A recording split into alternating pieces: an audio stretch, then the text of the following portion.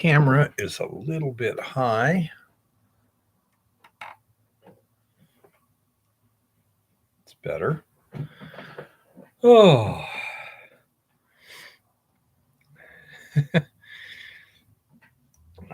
Yeah, David. You'd have to have a pretty good sized four-wheel drive. Plus, according to I just talked to Lars on the phone, and apparently, even to get to the dirt road, you would have to go past roadblocks where the paved roads are shut because of weather conditions and such. Yeah, Dave, but search and rescue is SAR, not SNR. You know, you said SNR, and I think um, so did Chris. Search and rescue. Man, they can't even do the acronym for the uh, conjunction, huh? Wow. You forgot the floods and droughts and probably lightning too, Lars. How's it going? Well, we know how it's going. It kind of sucks where you're at right now. Oh, my goodness. For those who haven't been following the stuff, Lars is snowed in right now in Southern California. He got caught by the blizzard. So he's not in any immediate danger. He's got shelter and heat and stuff for now, but it may be quite a while before he can get out. So, not sure. That's right, Lars. And. But anyhow, let's say he's safe for the time being. The question is, how long is the time being going to last? But he does have communications, as you can see. He has, yeah, that's right, David. I saw that. They're expecting another one. But his wife is informed, and presumably will call help if needed, or if he loses communications. Right now, their big urgency is making sure that they stretch the food and can keep the batteries charged on the comms. The generator is kind of low on gasoline also. Um, there's also somebody else there with him, so he's not alone and therefore much more vulnerable. Whenever you're in a situation like this, if you are by yourself, you are in a much greater danger than you have just anyone that can help you if you fall down and twist your ankle. No, Rusty, up here the snow is about an inch deep and melting rapidly. And we're in 40 degrees.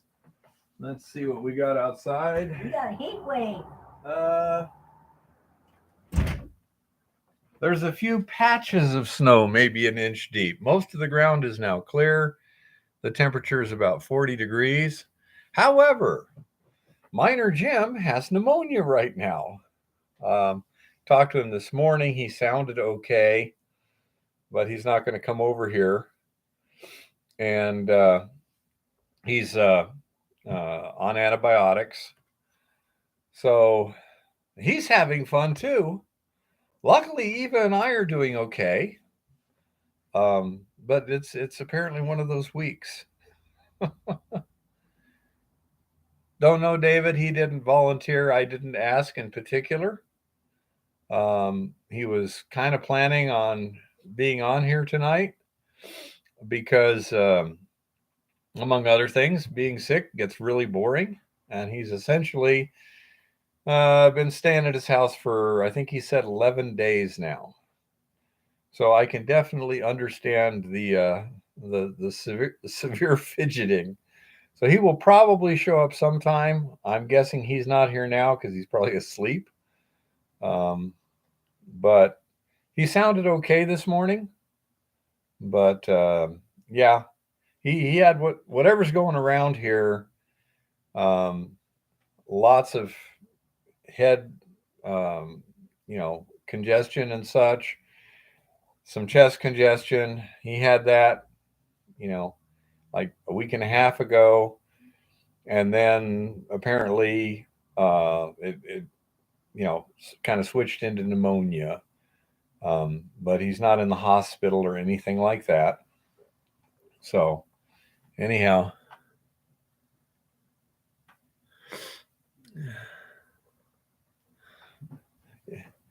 Yeah, Chris, except you guys are also expecting more snow right now, aren't you?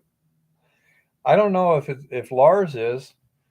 Um, Lars, are you expecting more snow that far south right now? Um, I know you're looking at precipitation, that's for sure. Um,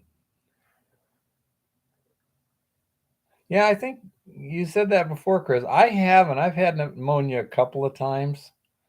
Again, I've been very lucky to be blessed with I've had pneumonia many times. the body that works pretty well. Eva says she's had pneumonia many times.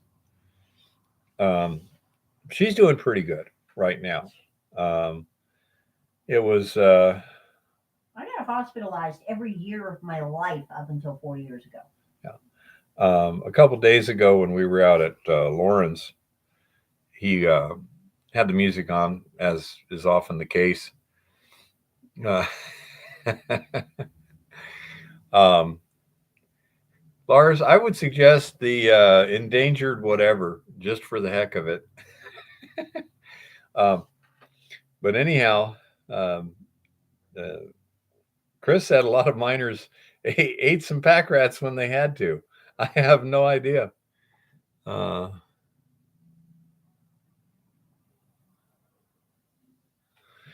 that would be mean. Anyhow, I'll say the other day, 2 days ago, we were at the lab and not Lars, Lauren had the music on and Eva was all dancing to it and stuff. And it really made me feel good and happy to see her smiling and dancing to the music and stuff. And it lets me know that she's gotten a lot better from what she was a week ago. So that was very reassuring to me. Lauren's not here tonight because he had a birthday party for some young relative to go to. So he's not here either. Luckily, I am so amazing that I can do this by myself when necessary. um, anyhow, so it's been kind of interesting. With respect to the lab, thanks to Lauren's generosity, um, we are currently driving his 97 Dodge Caravan. Just needed a few minor things, battery replacement, change the oil and stuff, and a few other little things to get it going again. So at the moment, we are driving his lawn ornament, and it seems to be doing just fine. So we don't have transportation issues right now, which is good. And allows us to get back to work. This week, because we're starting to run low on loaded resin, I have to think carefully about what information that is most important to get before we run out of resin. One of the things was just how fast does the resin actually strip? Does it elute? And since what we would usually do is start a batch, like we go over there, open the thing up, take everything out, replace it, and we start cooking at like 2 or 3 in the afternoon. And so then we run it, everything be doing stable and running well and everything, and then leave it there overnight, come back the next day, and it was done, which is fine. But the question is, when did it get done? Was it shortly before we showed up, halfway through, or whatever? In order to extrapolate the time requirements for everything and thereby throughputs, we needed to figure out exactly how long it takes to do the actual stripping process. Because our time is limited per day, um, what we did was we would get the thing running and run it for a while. Then at the end of the day, I would disassemble the electrolytic cell, clean up the components, set that gold off to the side, and leave the electrolytic cell out of the solution. Because I didn't want to keep going. I didn't want to leave it in the solution that could theoretically dissolve the gold that had already been electrolytically precipitated. And then the next day, come back, put everything back together again, fire it up, get it up to temperature, and then start the clock again. Because this is no doubt less efficient in some ways than doing it all in a single go, there's still some question as to what it is, but it looks to be clearly less than 12 hours and probably more in the neighborhood of 10 hours of stripping to actually strip the gold out of the resin to a high level of efficiency. As in, according to the stuff that Eva had previously assayed and stuff, looks like we're getting around 90% recovery. And then the question is, can we regenerate the resin? If so, that 10% doesn't matter. It just gives a head start on the next batch. And hey, David. And so we're, doing all these things to figure stuff out, because once we run out of resin, we really have to start switching to things like getting the mill refurbished and ready to go and stuff like that, and go from there. So I just want to get this all figured out, and I've got 2 samples of resin, 1 gram each, one of Pure Gold, one of Max Water, both supposedly regenerated, that I can do a bottle roll test on with some pregnant solution I have here, and see how well they work. If they do, then the flow sheet basically looks like load the resin, offload unload the resin and electroplate, regenerate it, throw it back in circuit. Okay.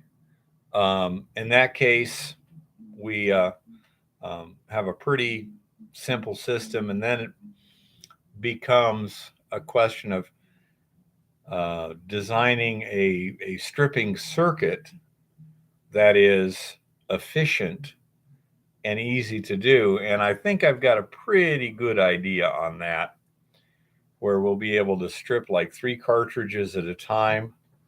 And the only thing, there's 2 things that is not ideal. Number one, the bucket heater is a stainless steel heater, so that could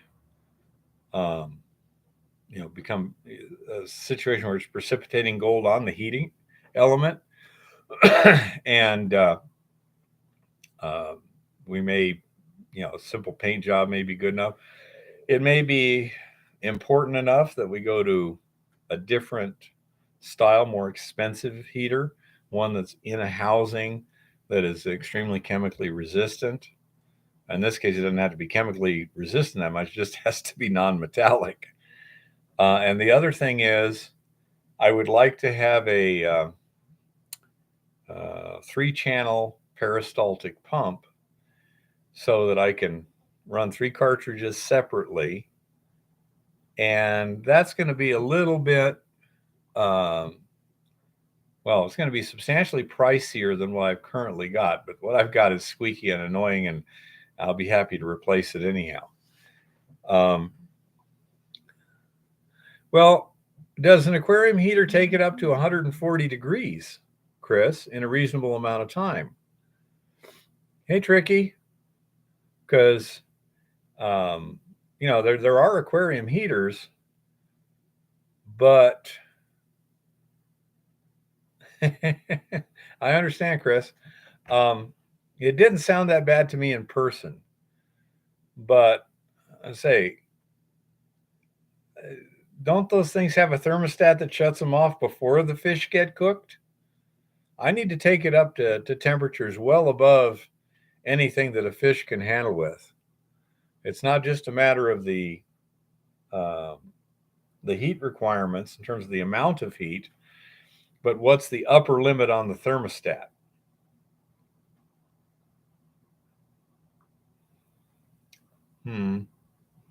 Possibly. Yeah, Chris. I say we'll see. I got that one on order right now. It's only like $40 for a 1,000-watt heater, with its own thermostat and stuff. So I'll try that. If say I'm presuming it's going to want to uh, precipitate some gold on it. On the other hand, um, by putting a positive charge on it, I bet you I can drive whatever gold does precipitate it back into the solution pretty quick. So there's different ways of dealing with the question. Just run a glass spiral in the hot water. Not exactly sure what you mean there, Chris. But again, it's kind of a technical thing. Right now, I'm testing uh, the feasibility. Likewise, I'll be using the pump I currently have to test my general idea.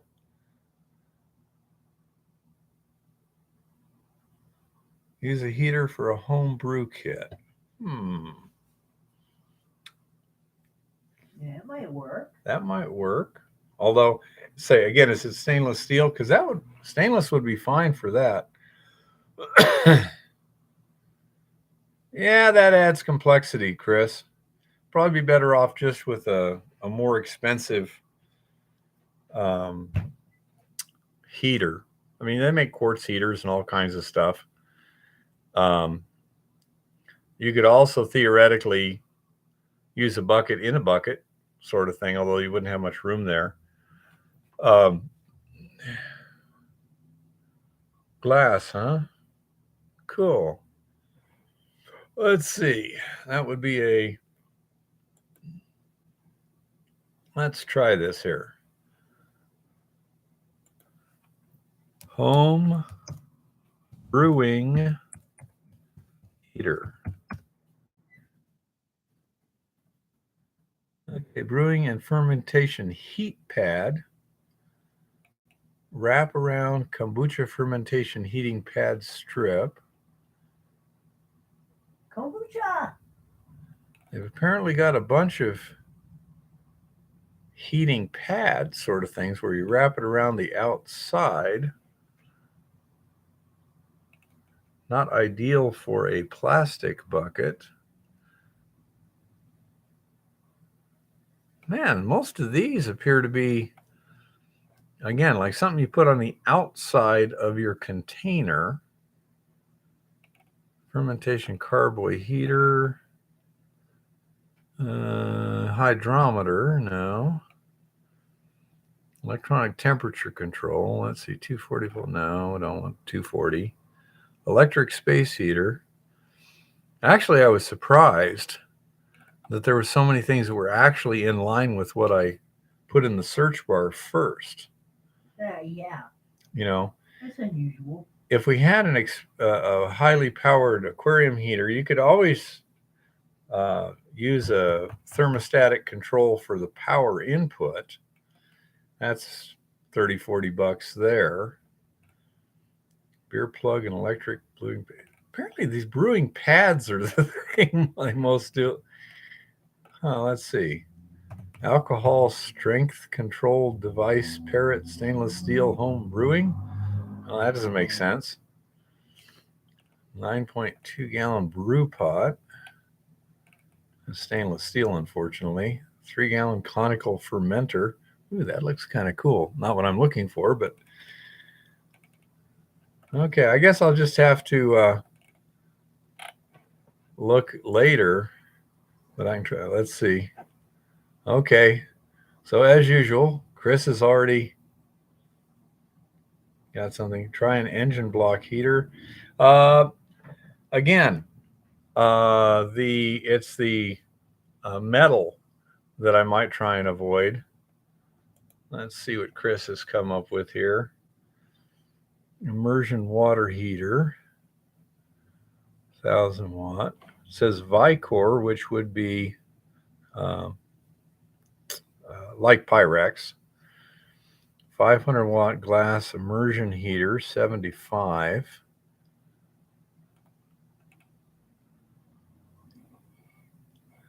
Glass immersion heater, just still tested. That would be perfectly acceptable. Price $70. That's not outrageous. I wonder what the dimensions are. I say the amount of wattage and stuff looks good. Yeah, I say it looks like something that should be pretty easy to come up with. Let me see. Let me go ahead and save that.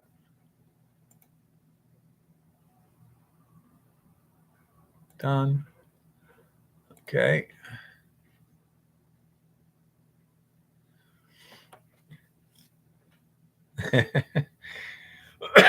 Yeah, something that tapes on the, goes on the outside could work.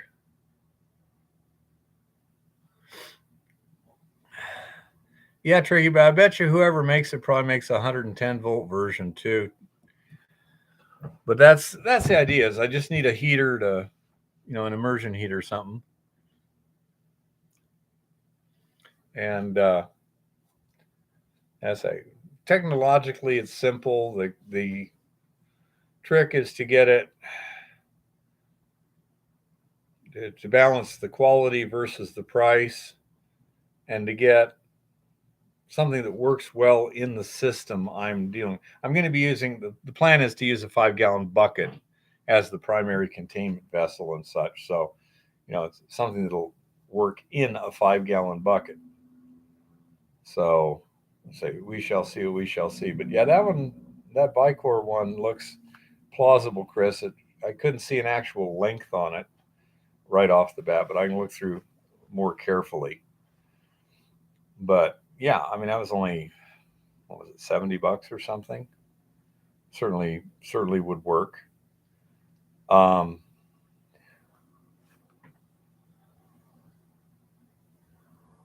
That's right, man. We don't care, John. You late, you snooze, you lose, man. We're just gonna get going on here. Yeah, the heating blanket stuff, I'm just not sure how efficient that is at the heat transfer. I'm sure it would work, and I only need to get it about 140 degrees Fahrenheit is plenty. It's very, very helpful to have the little copper test strip method of checking the gold, because that allows me to see in real time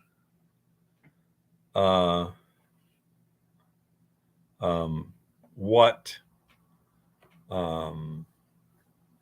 different parameters. For example, dropping the pH, adding more thiourea, changing the temperature, that sort of thing. For example, when I came in yesterday, let's see, 50 watt. 50 watts probably going to be too little, Chris, for any reasonable heat time. But yeah. But anyhow, I tested it initially and I didn't see any real gold in the water. Hey, Jeff, how's it going? Did you get my email? Got a lady doing some movie, well, not movie, some kind of a TV series on gold stuff and everything, and looking for places to do videos at.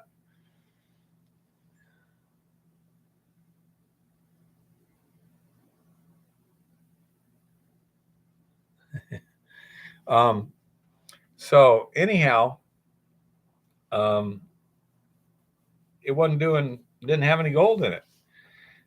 As I raised the temperature without doing anything else, the gold content in the solution went way up. Okay. Yeah, Jeff, I say there's some lady that's I say the point of contact out of London. They're going to be doing some kind of a gold show.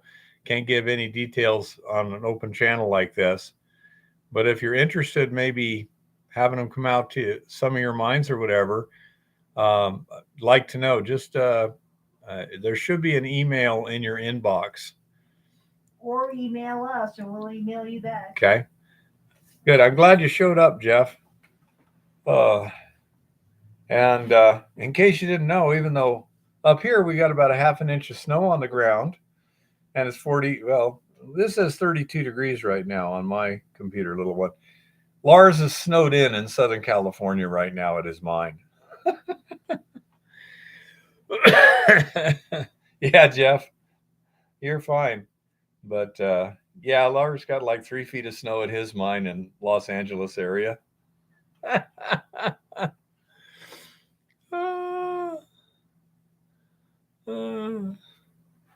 So poor Lars. I mean, my Lord. Does he need an ark or an igloo? Poor guy. Oh, anyhow, even though he's even though he's stranded, they've got food, gas, and heat for now, and communications. You can see there he is right there. And no, it's bananas, Tricky. You got plenty of bananas, right? I like bananas better than coconuts anyhow, but Eva says I got too many carbs. I'm not supposed to eat them. Boo hoo.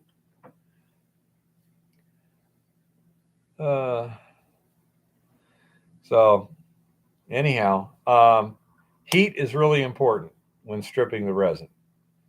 I don't know how important it is in terms of dissolving gold per se with that solution, but it is very important when it comes to stripping the resin. It may be due to oxidation state. Chris, heating the sulfuric acid solution from room temperature to about 130 to 140 degrees, is that going to make it much more strongly oxidizing at the elevated temperature? Because that may be what it is. Thiourea apparently has to have some oxidation to dissolve gold. It's also why we're hoping that this stripping circuit I'm working on will also work well for electronics parts.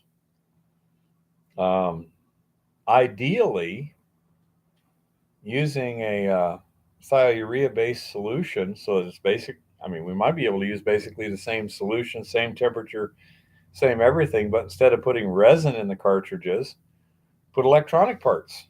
Strip the gold off of those and electroplate it in the cell. That's my hope. We shall see what we shall see. Prospector Trip is sending me some electronic parts to just test the dissolution of the gold.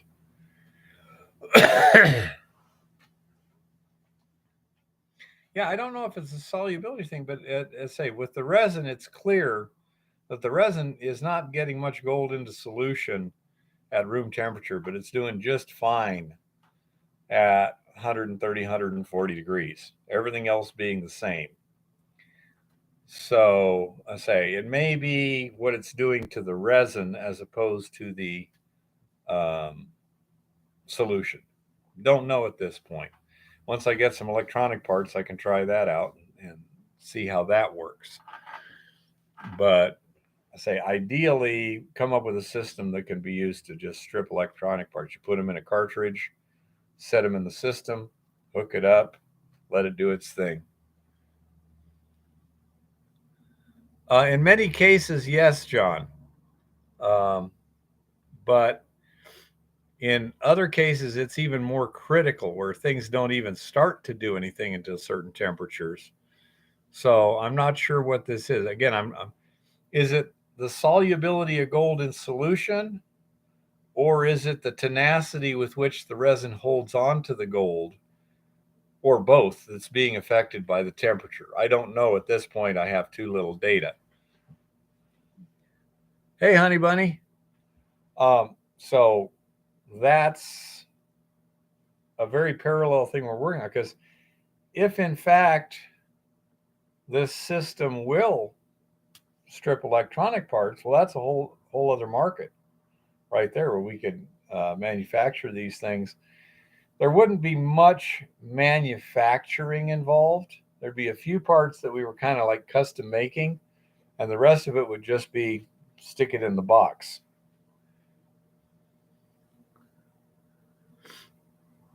Yeah, there's all kinds of different ways of dissolving gold from electronics. And electroplating gold out of solution is quite often pretty straightforward. So there might be different chemistries that would work. The Eco Goldex being proprietary and pretty expensive, it might be better to go to a thiourea base. When we're dealing with ores, you have other considerations. For example, like our ore has a lot of dolomite limestone in it. Thiourea needs acid. This is going to get pretty bad. The Eco Goldex is definitely the superior thing for getting the gold out of our ore, you know? And so, say, the electronic parts may work just very similar to the resin, maybe a lot different. I don't know, but it should be a fairly similar solution, should work pretty well on the electronic parts. I'm not sure how well we could direct electroplate out of Eco Goldex with electronic part stripping, but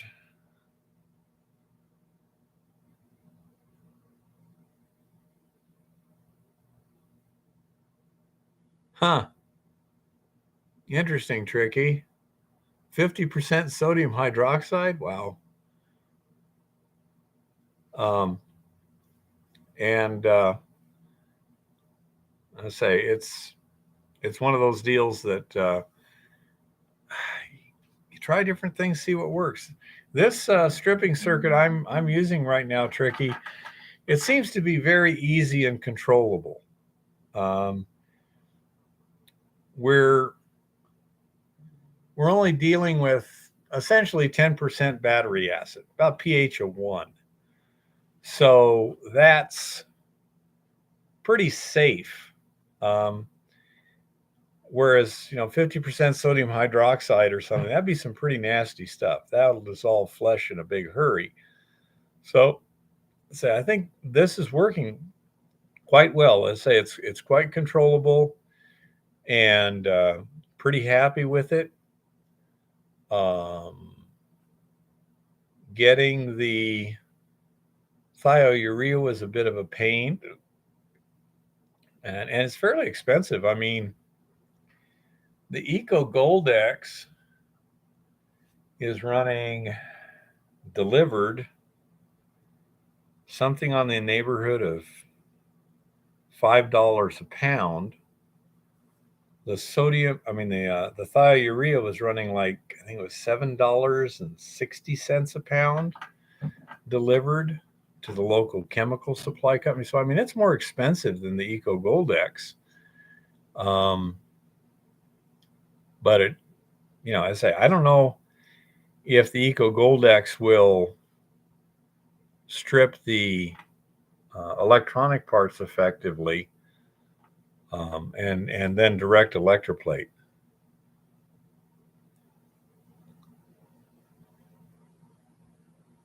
Yes, Eco Goldex attacks the gold, John. It takes the gold off of it. It may take some copper too. Wouldn't surprise me in the slightest. But it actually dissolves the gold itself. Yeah, you're not dissolving the substrate and leaving leaf. You're actually putting it into solution. Um, Ammonia is a pre-rinse, huh?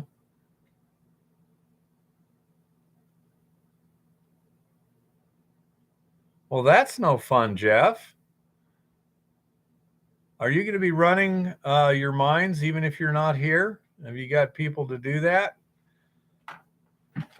We may be looking for some decent ore to run through our mill and stuff. If the Montana B doesn't get better, we're going to have to go to Plan B. And if the top of the hill prospect doesn't work, then we're going to be looking for some other ore. So keep that in mind. We may be, willing to buy some ore from you or something like that to run through the mill.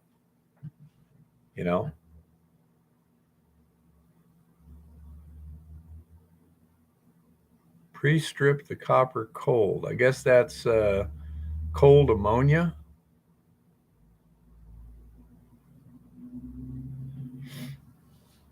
I hate hydrochloric acid, John, because the fumes are so nasty. You know, ammonia wouldn't be much fun either. Um, this thiourea stuff doesn't have much in the way of fumes. However, when you go to uh,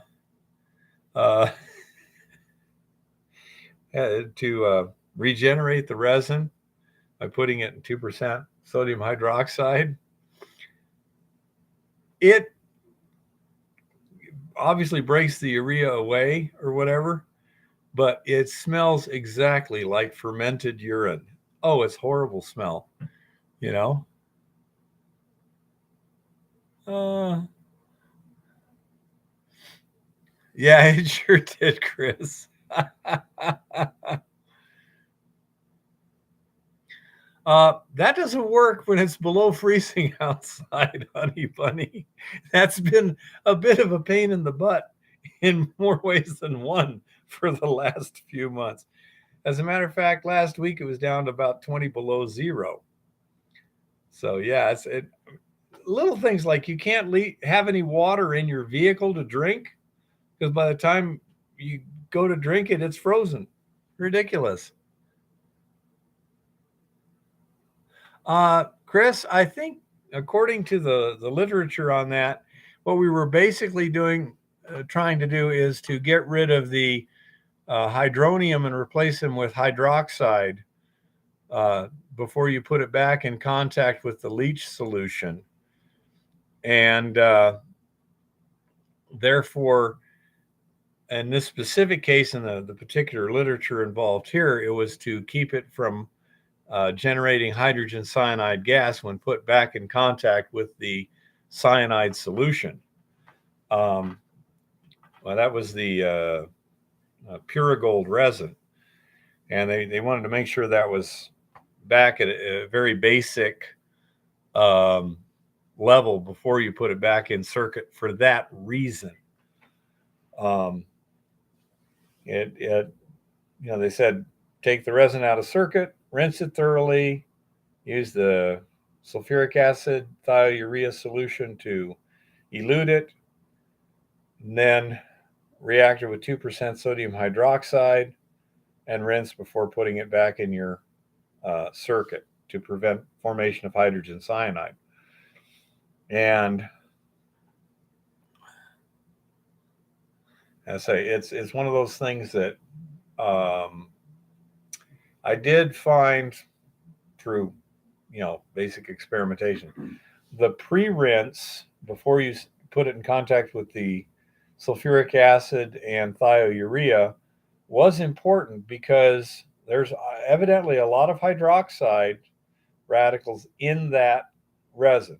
It took quite a while and a fair amount of acid to get it neutralized to the point where it was actually, wasn't effervescing anymore or anything like that.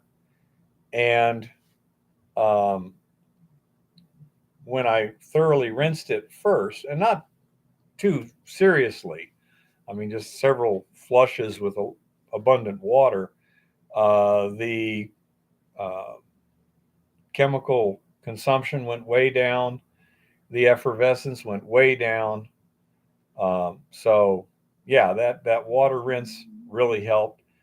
I presume that a good thorough water rinse of the resin after elution will probably also drop your chemical consumption on the regeneration part.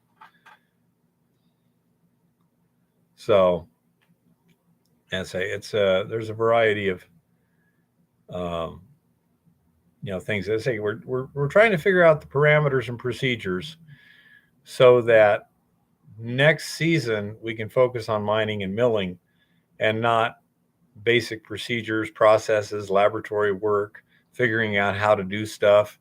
It's more like just how do we do it fast and efficiently. So, say that's we're making a lot of progress there. We have a system that seems to work pretty well. We do not know about the regeneration step at this point. Eva has been doing some ashing and smelting of ashes and stuff, and the resin beads after they've been eluted become much more reactive in the smelt, and when you regenerate them they become even more active yet, according to Eva. It's disgusting and ridiculous. I Yeah. am not pleased. And so, as I say, um, it would be much better for several reasons if we can just regenerate the resin instead of ash it and smelt it. We don't seem to be having too much in the way of losses now, but yeah. And can we use activated carbon instead of resin? Not sure. The reason is because the Eco Goldex theoretically has different forms of action. It creates gold cyanide complexes, which would attach to carbon, but it also may be making gold thiocomplexes, which do not attach to carbon too well. And that's why we didn't try activated carbon first. Um, it might. The manufacturer says it does, but then the manufacturer says a number of things that I don't think they're actually thoroughly um, sure of. Anytime I see something like, leave everything else alone, just replace your cyanide with this and everything else will work just fine, it's like, yeah, probably not. Life's too complicated for that. you know? But we haven't tested it per se. So I do not know. The resin works so quickly that we were pretty happy with it. I mean, 1 minute contact time, 95% recovery. That's pretty good.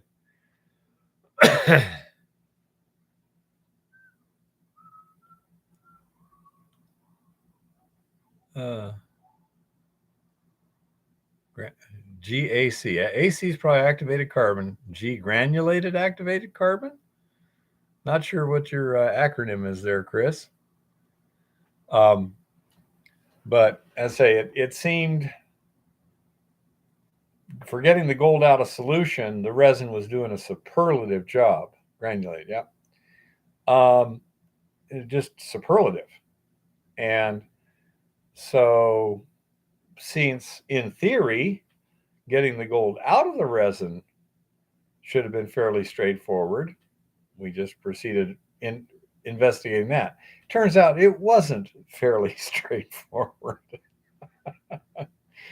Uh, for example, if you're not familiar, outlier, drying the resin in an oven at 150 degrees Fahrenheit would drive off 25 to 50% of the gold in vapors. It's like, wow, that was unexpected. So I say then we went and tried the elution methodology, which is what resin is actually designed for. And we were just having a heck of a time finding something that would actually work. We took, formula after formula that was supposed to work that didn't. And then finally, Purolite, the salesman from there, sent me the information for their elution procedure for their resin. And I applied it to the max water to see what happened, and also to get familiar with the procedure, since I only had one cartridge full of the Purolite resin, Puragold resin. And I didn't want to risk that batch of resin until I made sure the rest of the system was working. And that solution worked great on the max water too. So it's working. I mean, usually we do things that are supposed to elute the gold off of the resin, and we wind up with stuff like a few tens of parts per million in solution of gold to maybe 140, I think was the highest we got. And then when we tried with the thiourea, oh no, it was like 1,200 parts per million. Ooh. And it's like, there we go. You're welcome, outlier. Yeah, Kodak, it seems to me that that's kind of what they come up with. And I think Chris is right too, 11 herbs and spices, but I also think they may have made it deliberately more complicated. They found out that they can put 6 things in it and get it to work when they might have only needed 1 or 2 things. But by having 6 things, it makes the situation so complicated, it's hard for anyone to figure out what's going on and duplicate it, And that's possible too, Chris. They just added stuff just to make it something different so they could get a patent to it.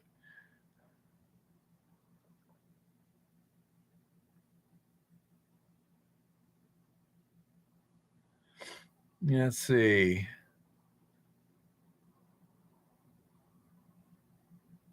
Okay, Tricky. In my case, I was getting somewhere around that in a 24-hour, well, not quite that.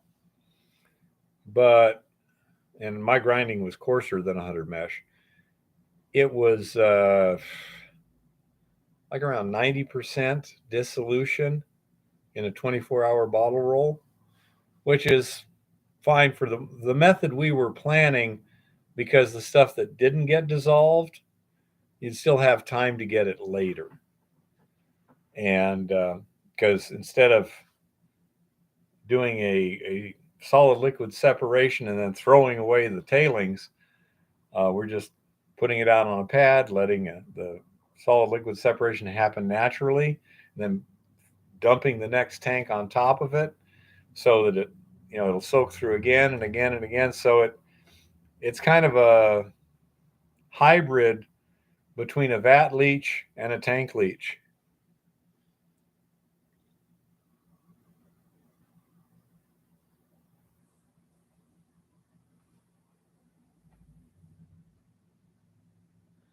The copper loads it first, huh? Interesting. One thing we found, mine operator, was that due to some tests that we did with an XRF, it looked like the silver loaded quickly at first and then got kicked off by either copper, iron, or gold. But yeah, pretty much, John. So in your O Series Eco Gold X, what kind of recovering were you getting? I mean, first of all, are you doing an agitation test on the bench scale? And if so, what recovery percentage were you getting?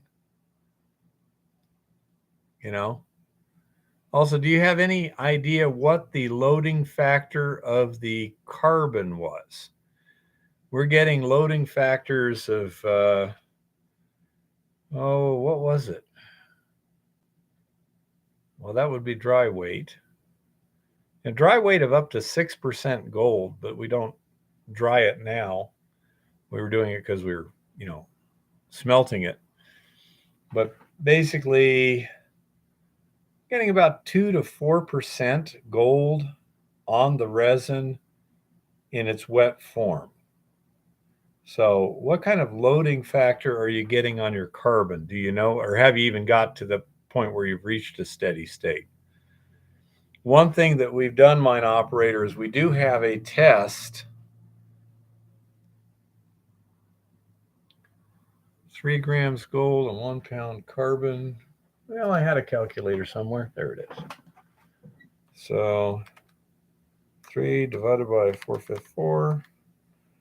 Okay, so you're looking at 0.6%.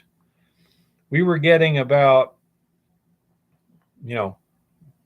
3 to 6 times that on the resin. Now, I say you might not have been, at steady state or anything yet either. Mine test was 5 grams per kilogram. 5 grams, there. Yeah, 0.5%.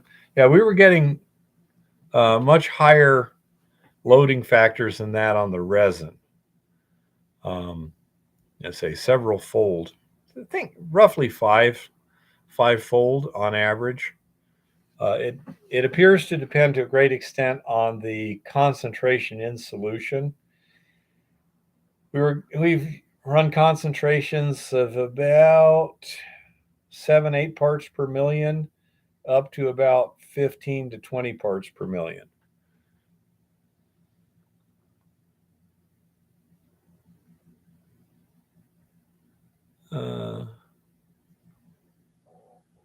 Yeah, that's something you need to test. So that was the thing about our resin is, I mean, we're using resin cartridges about this big, running flow rates of 100 gallons an hour through it, and 2 cartridges, retention time maybe 2 minutes through those cartridges, gets 95% recovery with fresh resin. So what we're doing is we have 4 cartridges in series. And the first 2 we're trying to top the loading off, especially the first one, and the others are just scavenging before we send it back to leaching. However, one thing that we have figured out a test where we can get a rough idea of the gold in solution in a matter of a half an hour easily. Well, we usually take a day, just let it dry out naturally. By putting a precipitant, we take a half a milliliter of solution and 1 drop of the precipitant solution, put it in the well of a spot plate, and then let it just evaporate so we can see the next day. The way we're doing it, it's kind of a batch process. So we run it and we don't need to run anything else for another couple days. So we're not in a big hurry to get our results. It's semi-quantitative, but it gives us a good idea if the solution into and out of a particular cartridge is almost identical, then we say, okay, that cartridge is basically loaded. If, on the other hand, there's a dramatic difference between the two, then we go, okay, this one's actively loading and really sucking gold out of solution. So we can monitor the status of the resin in almost real time if we needed to, by using heat and convection, just blowing hot air on the spot plate. we can get a result in less than 30 minutes, no problem, even in cold temperatures. So that's very handy. The other thing is, and in the stripping circuit, I don't know, mine operator, did you see my latest video yesterday on the stripping kinetics and stuff? Did you see my little copper test strip thing? Because again, in a matter of 5 minutes, I can get a darn good idea whether or not I'm done stripping the resin. And yeah, mine operator, say the one I put up yesterday, the stripping solution I'm using is an acidic thiourea solution.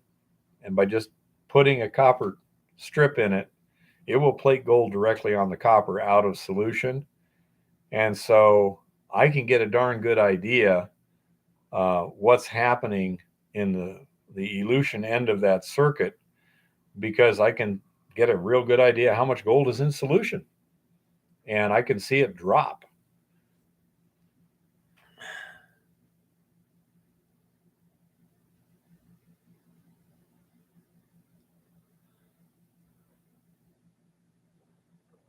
In this case, I'm not using any oxidizer per se. Heat, sulfuric acid, thiourea is sufficient to strip the resin.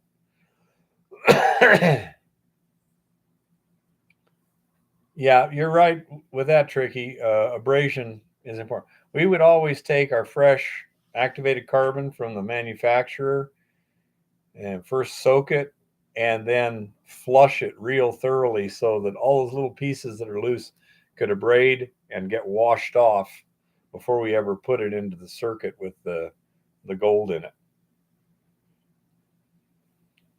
No, mine operator, I'm not using any oxidation agent at all. All we're using is heat, sulfuric acid, and thiourea. That's it, and that is stripping the resin just fine. I don't know about that, Tricky. I mean, we have found some little chunks that we've managed to make. But well, the other thing too, Honey Bunny, if you were going to go to a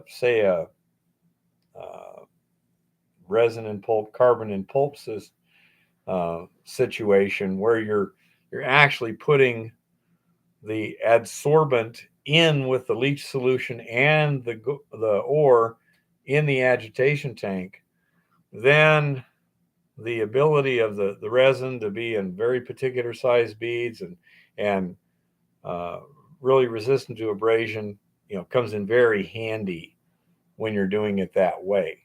We aren't, so that's not an important criteria. We've got pretty small beads, gives a very good surface area, but it would be very difficult to do a resin and pulp that way. So, say this particular resin that we're using, we've got to both the Pure Gold and the Max Water, and the Max Water is just a water treatment resin. It's a strong base anion resin used for reduction of tannins or something. Nitrates. And nitrate reduction? Yeah. Sure. It's nitrates. She says nitrate reduction. She might be right.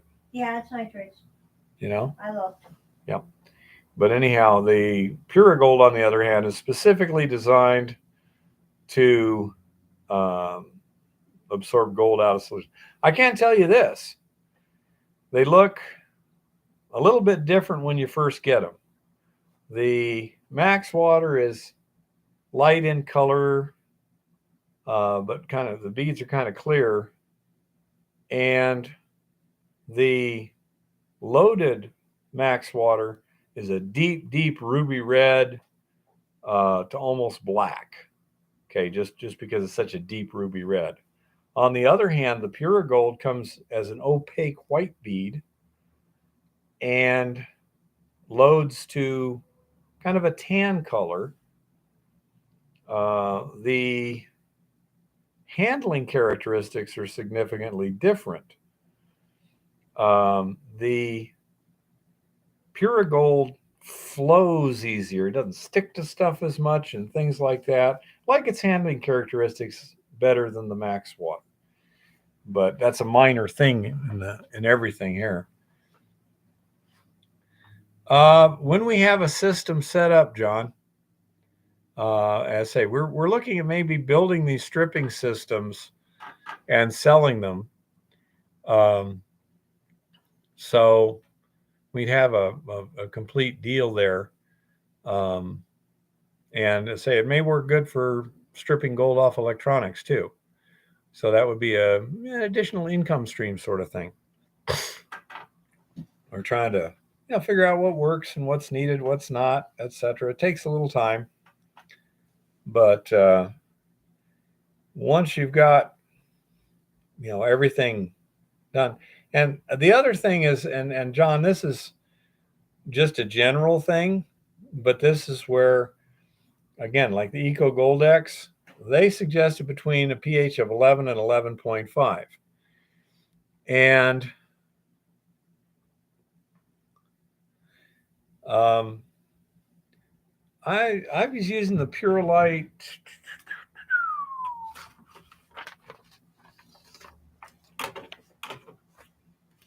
Let's see, what was it?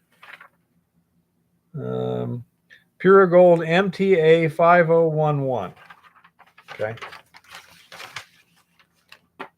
But anyhow, when we were doing our bottle roll tests, again, I never trust any instruction from a manufacturer that's just real generic. So I deliberately did multiple tests with different pHs with the same ore. And I found out that in our case, on our ore, we seem to get significantly, not hugely, but significantly better results at a pH of 10 to 10.5, not 11 to 11.5. And therefore, that's what we've been using. With our ore, with the high dolomite levels in it, we add very, very little lime. The Eco Gold itself has some fairly strong hydroxide in it, possibly lye. I don't know. But it's pretty basic as it is. And so it's not unusual for us to, when we're putting a new tank of solute, not a brand new tank, but when we're recharging our, replenishing our solution to go to the next batch, it's not unusual at all to do something like 2.5 cups of Eco Gold X and a half a cup of lime, or no lime at all. Say that's not unusual. Our ore is a basic ore, natural pH around 9. So we don't need much more hydroxide. And according to the testing, we don't want more hydroxide. We basically try and keep in that 10 to 10.5 range. We don't want to go up there in that 11 and 11.5. That'll probably cut our dissolution rate by 10 to 20%. It's like, so spend money to do a worse job. Not smart.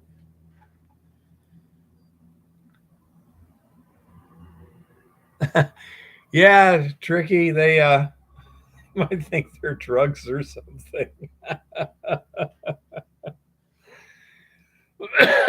Yeah, that would be interesting. Well, after your Japanese project, you should be able to afford an XRF. No,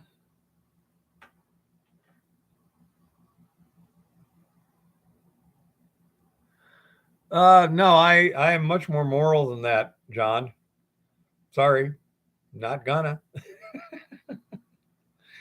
But yeah, so my training was trust nothing, verify everything, and respect the complexity of reality as opposed to the simplicity of theory. So, okay, just take the ore, run it at different pHs, see what happens. Well, we found out it's better to run about 1 point lower, which is 1/10 the hydroxide concentration. So that's a lot of savings there. But that's what we did. in the case of a cyanide, you have to keep it at around a 10 just for safety, you know? There you go, Tricky. That sounds cool. How's Tricky? Oh, he seems to be doing okay. How's the babies? He even wants an update on the children. Oh, and so that's kind of my methodology is, yeah, sounds interesting, test it and see. Sounds interesting, test it and see. Yeah, it didn't quite work well. Bracket it. Go higher, go lower, Most see what of happens. Montana was purchased in the Louisiana Purchase. Yeah. That's odd. No. Louisiana Purchase, man. Yeah, but I just find it funny because Louisiana, only half of the state was in the purchase. Well, Lewis and Clark, they were exploring the Louisiana Purchase, among other things. We are in, are we in Lewis and Clark County? Yeah. Yeah. Lewis and Clark County. Yeah. Missouri River, right over there. Yeah, I know. But I'm just saying I find it interesting. Not exactly a stone's throw away, but it's pretty close.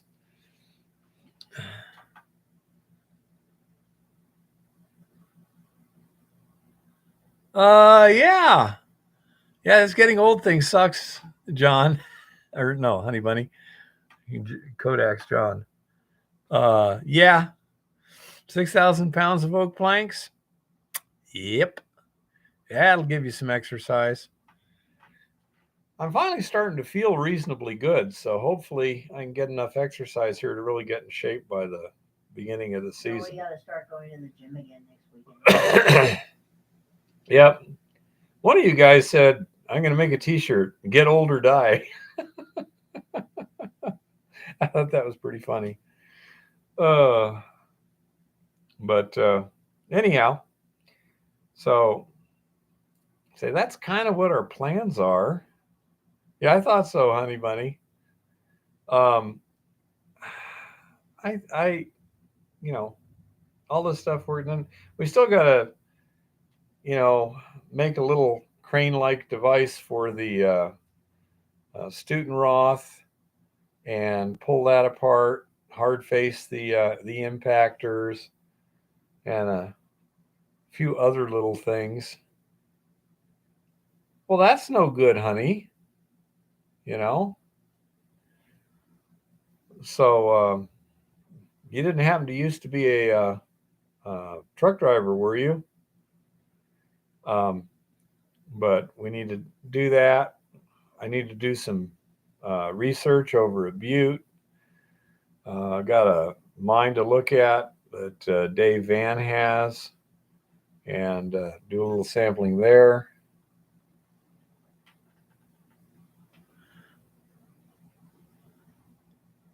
What in the world are you doing on a motorcycle, Tricky?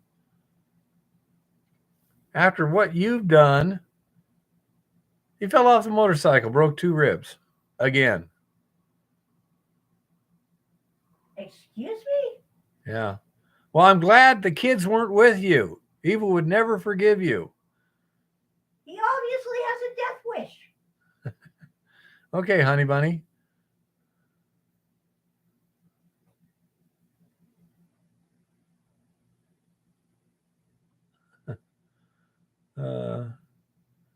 Motorcycles don't scare me. I know enough just stay the hell off of them.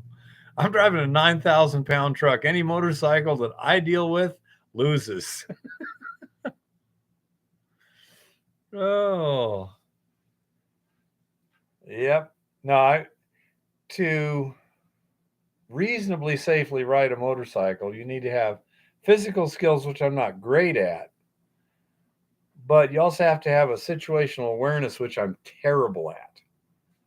It's like, you gotta drive a motorcycle like you would drive a fighter jet. Your head on a swivel and like that. Not me. Yeah, well, Chris, sometimes you just gotta go non-facto to stay alive, My dad shattered his left arm with one on soft pavement. Now That brings up an interesting question. What the hell is soft pavement? Oh, oh. I presume she didn't wreck, Tricky?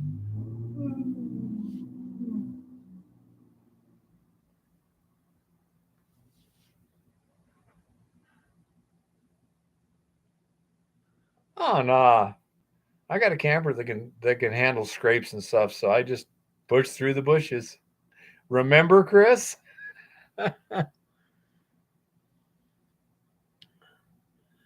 Fresh rolled in the heat of Sacramento near McClellan. Well, that was a little bit softer than usual, but not much. She okay, Tricky?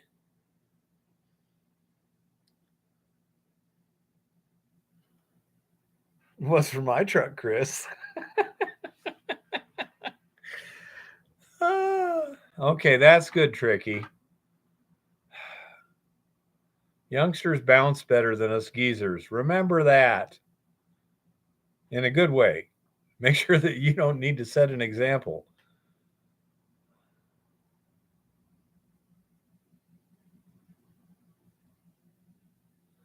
Yeah, that would be about right, honey bunny. Yeah, that road rash sucks.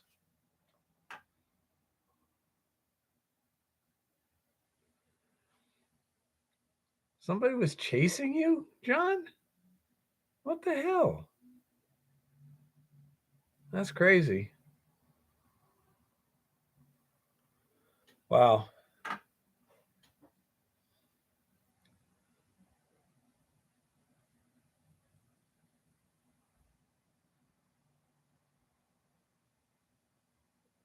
Okay, Jeff, keep me apprised. If nothing else, it'd be good to get some just for testing to make sure that it'll work. They got some pretty good bike armor nowadays, uh, honey. Yep, that's fairly light and really tough. That plastic stuff. Okay, Jeff. Yeah, say keep in touch on that because say at the moment, I'm not confident we have a mine anywhere. We have holes in the grounds. We got some interesting stuff, but a mine makes money, and so far we haven't. So need to try and make this season profitable, or at least not unprofitable. So I say that's kind of a focus. Yep.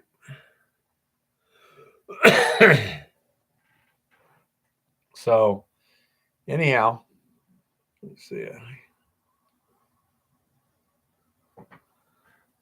Well, considering what the bike costs, it's a minor cost to keep your reason safer.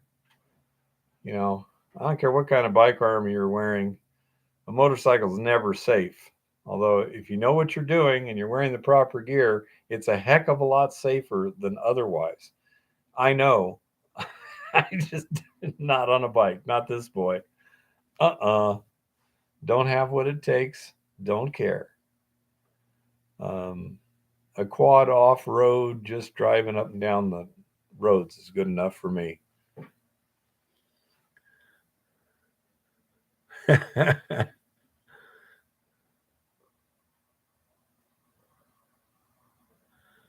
uh, well, pretty much my only part is in one bag now, John. Have you used potassium iodide with citric acid to leach and recover gold? No, I have not. Mine operator. Have never tried that one.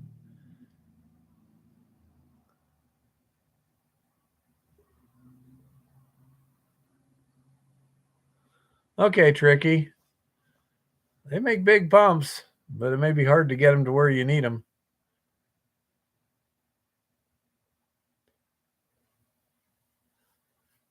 Okay, thank you, mine operator. I appreciate it. That's right. Just one.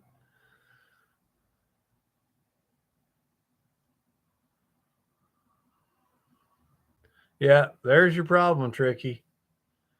Solar power is going to be the death of us all. And if you're doing plaster, that can work, honey. You take care, mine operator. Thanks for the input and everything. We will I will put on the videos what I can. Possibly, honey. I'm not sure what the economics are. I think it's getting better. I know it's getting more efficient. I hope it's getting more durable. But we shall see. Oh dear, getting sleepy.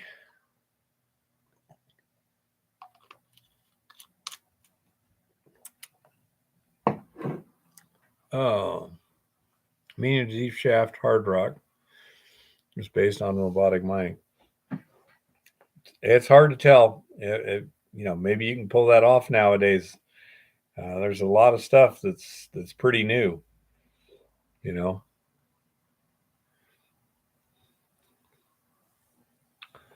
Well, that's a pretty good amount of power there, honey. 50 kW. Yep. Well, good luck on that. Keep us surprised, honey bunny, because somebody has to make breakthroughs if we're going to have any at all.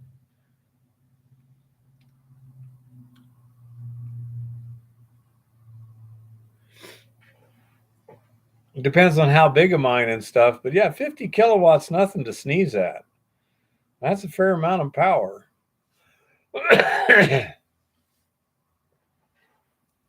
Another thing that I think will become much more prevalent in the future is recovering the waste heat from stuff like that.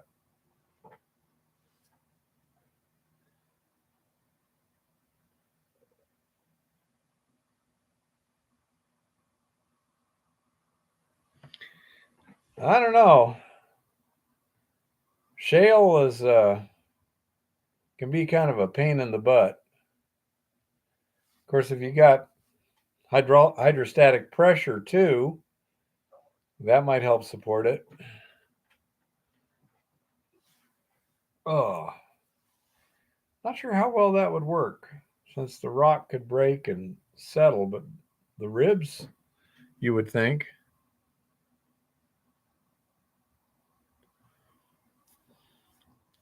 It'd be interesting to see how it works, honey bunny.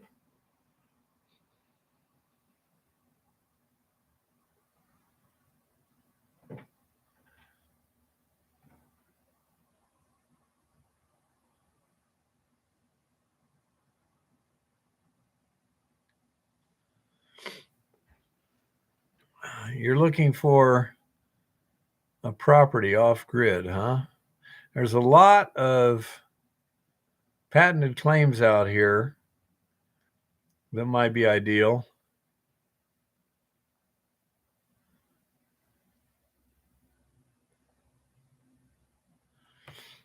And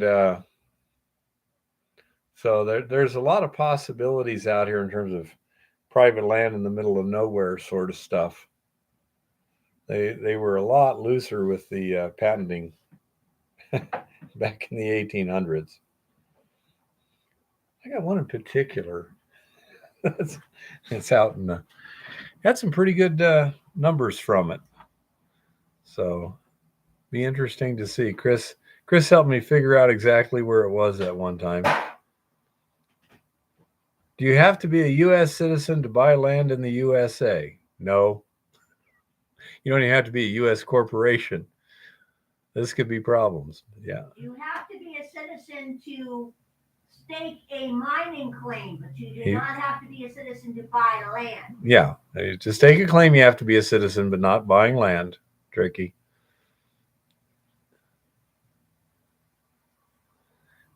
I'm not sure. I think there might be some limitations in terms of you can buy the equivalent of a reasonable house or something. But then, the allowing foreign interest to buy huge stakes in the United States creates vulnerabilities that we might prefer to avoid. There aren't any real restrictions.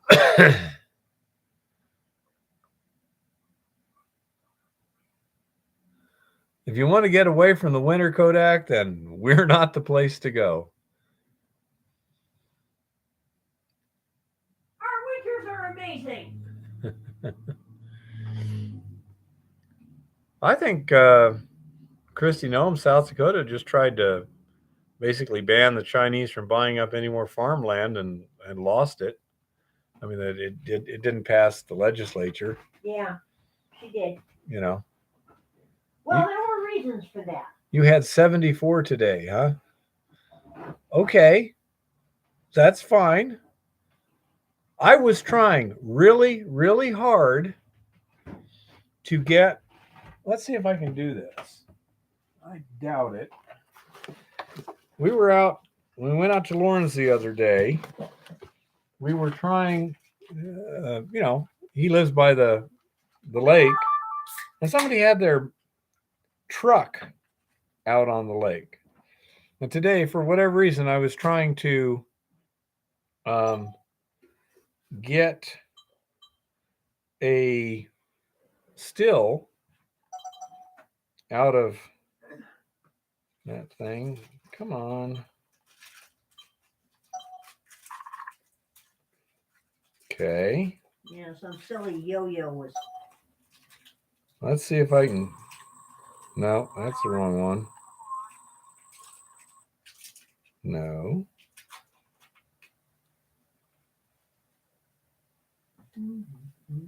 E6202.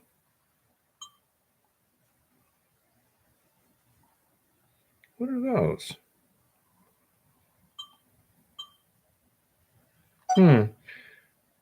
What I'm trying to do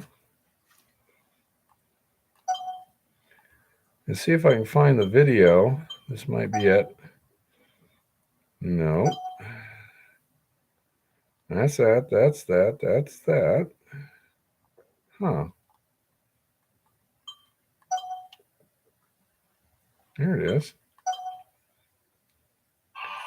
And for some reason, I could not get the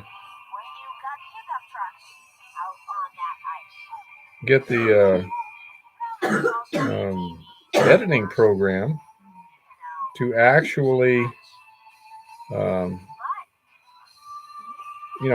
take a still. There you go. Okay, let's see if we can do this. There is the lake over by Lauren's house and somebody's pickup out there. So evidently the ice is reasonably thick right now.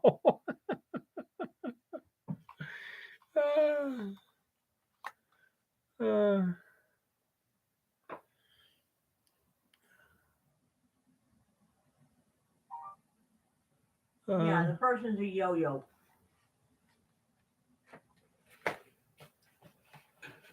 So anyhow, that was kind of funny.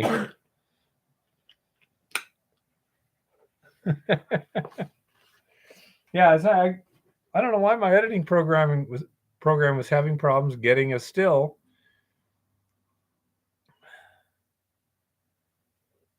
Outlier, as far as I know, that has still held up.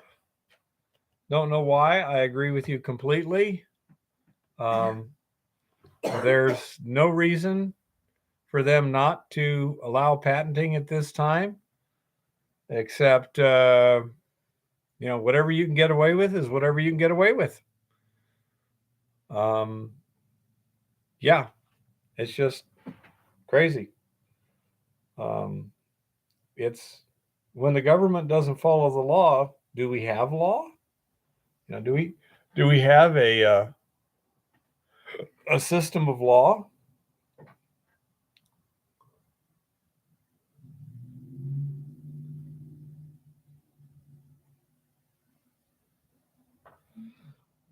What is a patented claim? Okay, Tricky. When you go out there on government land and find a potential ore body. You can stake it. You can acquire the mineral rights. If it's open for exploration. Just a second. Okay. However, if you can prove that it is a valuable and profitable mineral deposit, in theory, you can go through a procedure, pay a fee, and this and that and the other, and get them essentially to give you title to that land, where now it's essentially private land. And so now instead of you basically being like a almost a renter, in other words, you're on a yearly basis, you have to do something to keep your rights, you now own it. And in a lot of cases here in the Western United States, these patented claims say they become effectively private property, so they can be sold just like any other private property. And that, makes it a whole lot nicer. For example, when we were up at the top of the hill prospect later on this year, most of the land we're going to be interested in is on patented claims. So most of the rules that apply are going to be essentially like they would if it was just plain private property. But you can buy private property that doesn't have mineral rights too. So it's more than just private property rights, but because it definitely will have the mineral rights with it unless they've been severed in the past. For example, somebody might, let's say you had some patented claims, you had the mineral rights beneath them and the surface rights, and some mining company wants to come in and dig out the mineral underneath and leave the surface alone, and you're okay with that, well, you can sell them the mineral rights, And so, Honey Bunny, I've run into that, okay? Oh, that is very common, Honey Bunny. If you're ever interested in potentially buying a mining claim, talk to me or Chris first, okay? That's a very common thing. We have run into situations where people have been sold mining claims. We've gone out there, investigated. Corner stakes aren't there. It's not even a legal mining claim. They just filed the paperwork with the BLM and then sold it to somebody without ever doing the actual work that is an absolute requirement before you have a valid mining claim. Because the government doesn't go out and physically inspect these things,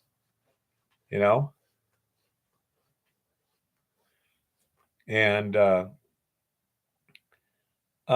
don't know about agricultural patent, but they used to have homesteading. And homesteading did not include mineral rights. And homesteading, if you homesteaded the land, you did not have mineral rights, Yeah.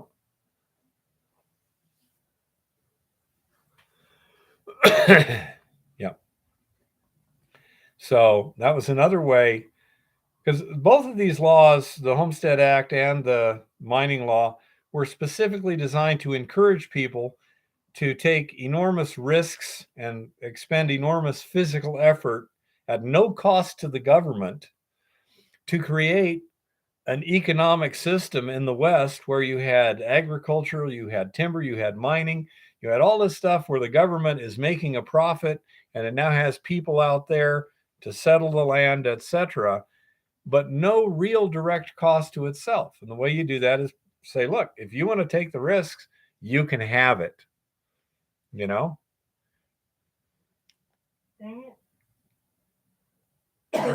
That is usually the way it is, Honey Bunny. Old mines that are not operating are usually not operating for a reason.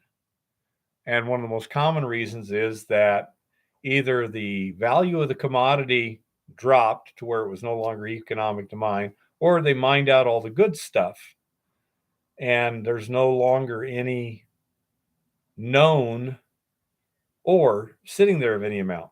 That's a very, very common thing. As a matter of fact, that's probably the most common thing. Mined out mines are uneconomic old properties. That's a very, very common thing. Um, for some reason, I don't know the psychology myself, but I have observed it. A lot of people will be very successful in some kind of business endeavor or whatever, and then they went uh, and decided, I want a gold mine. It seems to be very, very common. And these are the people that these um, paper stakers and stuff prey on, so to speak. As far as I'm concerned, it's preying. Because I've done a number of situations where I've looked at what was said about the mine and then looked at the mine, looked at the historical and stuff, and it's like, no. These claims are totally unfounded. You know? No, homesteading, the last homesteading was like maybe around 1960 in Alaska, and that was it. Never mind that it never should have been stopped, and never mind that none of this should be necessary in the first place. Okay. Well, the question is, Honey Bunny, okay, they got $60 million in minerals in the ground, which is fine. But what is it going to cost to get them out? It's entirely possible today that you'd need to spend more than $60 million just on permitting. you know? you know?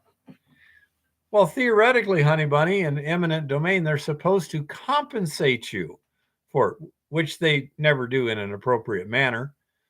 And yeah, exactly.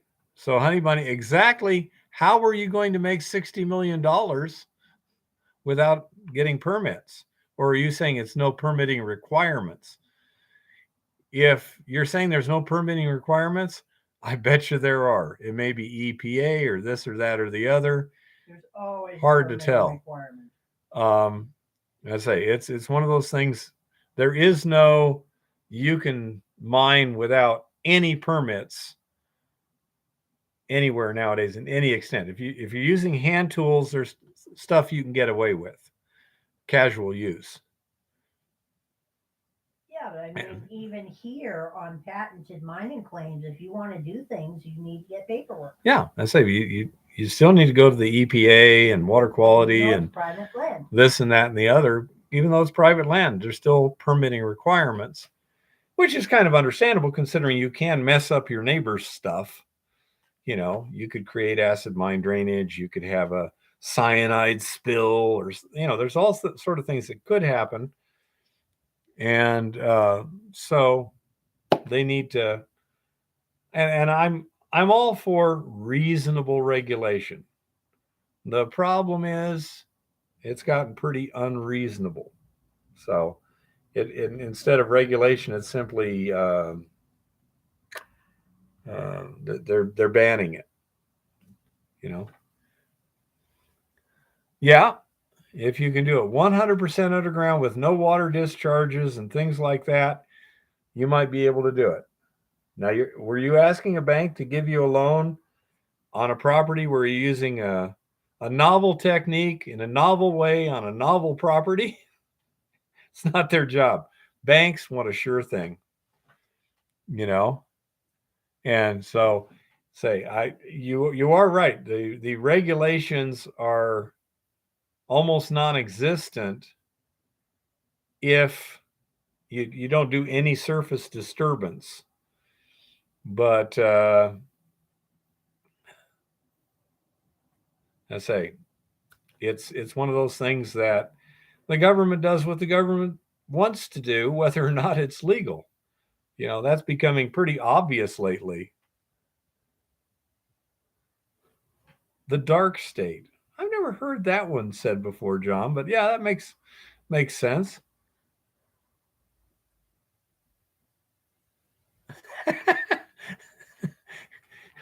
I understand, honey bunny, or alternative energy or stuff like that. Uh, uh, yeah, the situation is very confused in so many ways right now. And if the government would stop creating, I'll call them false incentives, not necessarily malincentives, but to give subsidies is an incentive. To make permitting ridiculous is a disincentive. To charge fees is a disincentive. If the government would get rid of all that stuff and just let the markets balance incentives and rewards, we'd be in a lot more efficient shape. But that's not the case. I just heard this is a funny one. In England, because of course, electric vehicles don't use any fuel, so therefore there's no fuel tax that's going, they're not paying for their part of the, they're talking about a tire and some other particulate, brake dust, tire dust and brake dust tax. Mm-hmm. So that when you're driving down the road, because your tires are putting up a little dust and your brakes are making a little dust, you're going to get taxed on that. Well, how long do you think it's be before they apply that to all vehicles? Yep.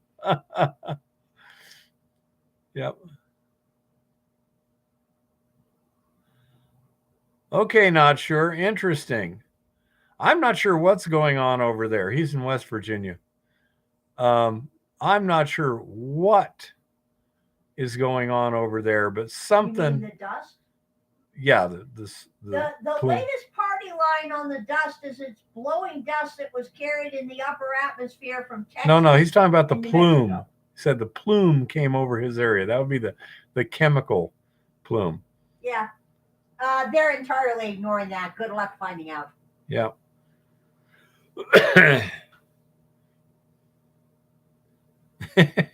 I know in West Virginia, if you hear banjos, you better run. Not bad, Dustin. Yeah, the plume from East Palestine. Hey, that's a good title to a movie. But no, I say something weird's going on there. Not sure what, not sure why. Don't have enough information. But say something weird happened there. They should have been able. I mean, if they had tanks that were getting hot, well, you hose them down. SOP. If you got stuff that is hazardous, transfer it to trucks. Something like that. That's the normal way to dealing. You don't just dump it out on the ground and light it on fire. That's pretty unusual. Yeah, and they were trying to truck the hazardous waste from there to Texas and a few other places, and the other places shut it down. Well, they had a controlled burn. They didn't have a controlled smoke.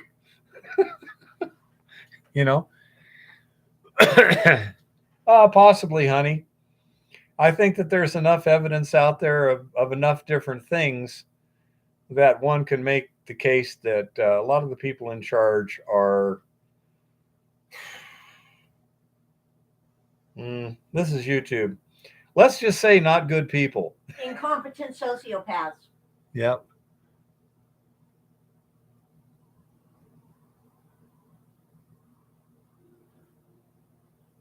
That's what they say, Chris. They say, I don't know what was going on or where.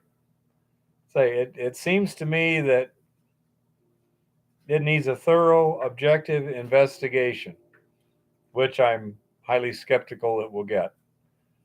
Kind of like, certain of these vote tally, questions that are out there. The one thing they don't get is a thorough investigation.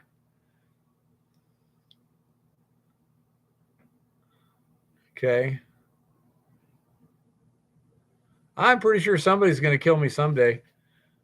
Peter's going to say, all right.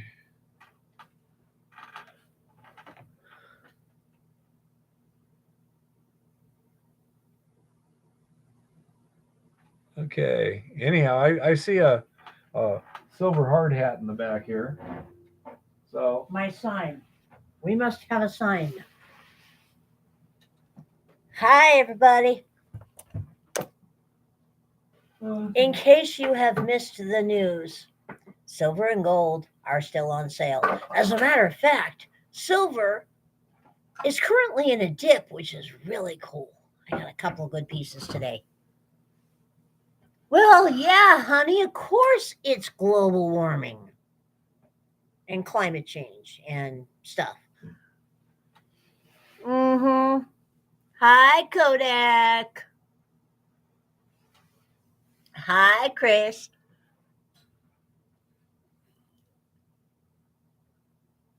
Um, when it comes to East Palestine, there are more and more news stories coming out that people over there are quite ill at the moment and getting iller. Not that their government seems to really care about this. Their governor is an idiot, but then again, that doesn't surprise me. He's got an R after his name, but he's still an idiot. Okay. Hi, Tricky. Chris, everybody would like to know what else is in the tankers. They listed like 4 different chemicals, but I bet there was more than that. Hi, Patrick.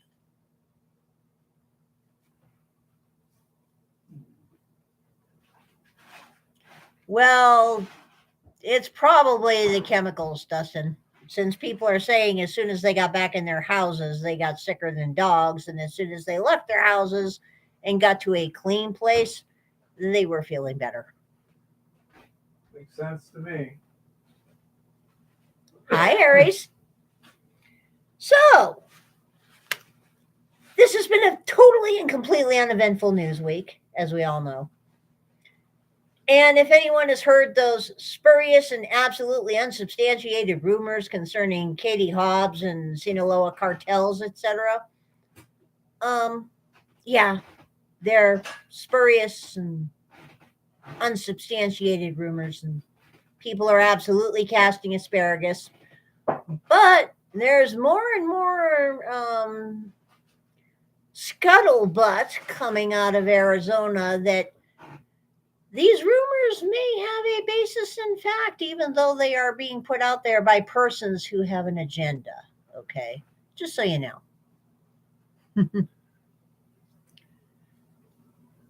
Yeah, Chris, that's everything I saw was like that too, but I do have to wonder. Blind dude,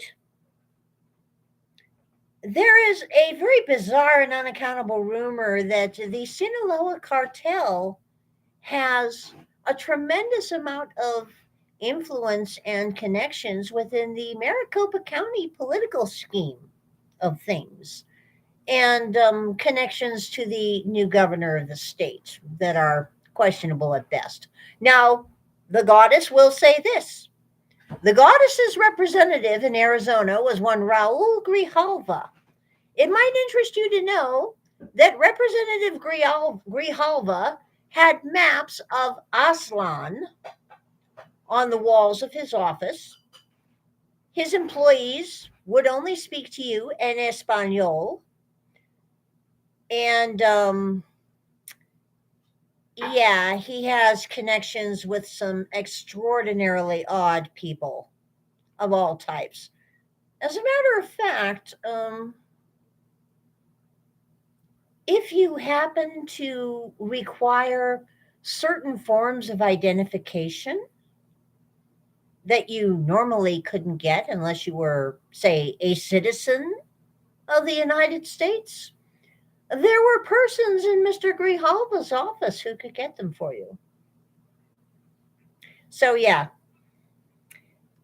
to say that the cartels have an in Arizona politics does not surprise the goddess at all. At all. Definitely not. And that applies to Pima County and Santa Cruz County, as well as Maricopa. But then again, Arizona sucks rocks. We should all know this by now. You know? Now, Aslan, as in the the territory that was bought by the United States from Mexico after a certain war that the La Raza folks firmly believe belongs to them and to Mexico, not to the United States at all, which is fine. Since a lot of it is California, they're welcome to take it back as far as this one is concerned. But that's just me, you know. Yeah, honey. Look up La Raza. La Raza is the group of individuals that believe that all of that land was wrongly taken by the United States and that everything on it belongs to them and by extension to Mexico. Go figure. So, yep, blind dude, let me put it this way. Driver's licenses are the least of the paperwork that you could get from a certain representative's office if you were the right kind of people. The people that he flat out said were his real constituents when he got arrested with them on a fairly regular basis. Okay.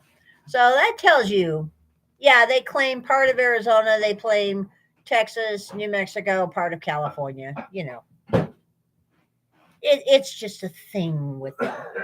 But anyway, China lithium probe shuts down a tenth of the global supply. This could get interesting. China's lithium industry is reeling as its top production hub, responsible for around a tenth of the world's supply, faces sweeping closures amid a government probe of environmental infringements. Now, the goddess is fairly confident that the Chinese government has less than zero interest in the environment. The goddess is fairly confident that the Chinese government is leaning on this particular mining issue because it's a great way to get money. Okay? The crackdown in Yichun, Jiangxi province follows a local lithium frenzy over the past year as miners race to feed rampant demand for the battery material and to benefit from record global prices. Now they're grappling with a close up inspection by environmental officials sent from Beijing.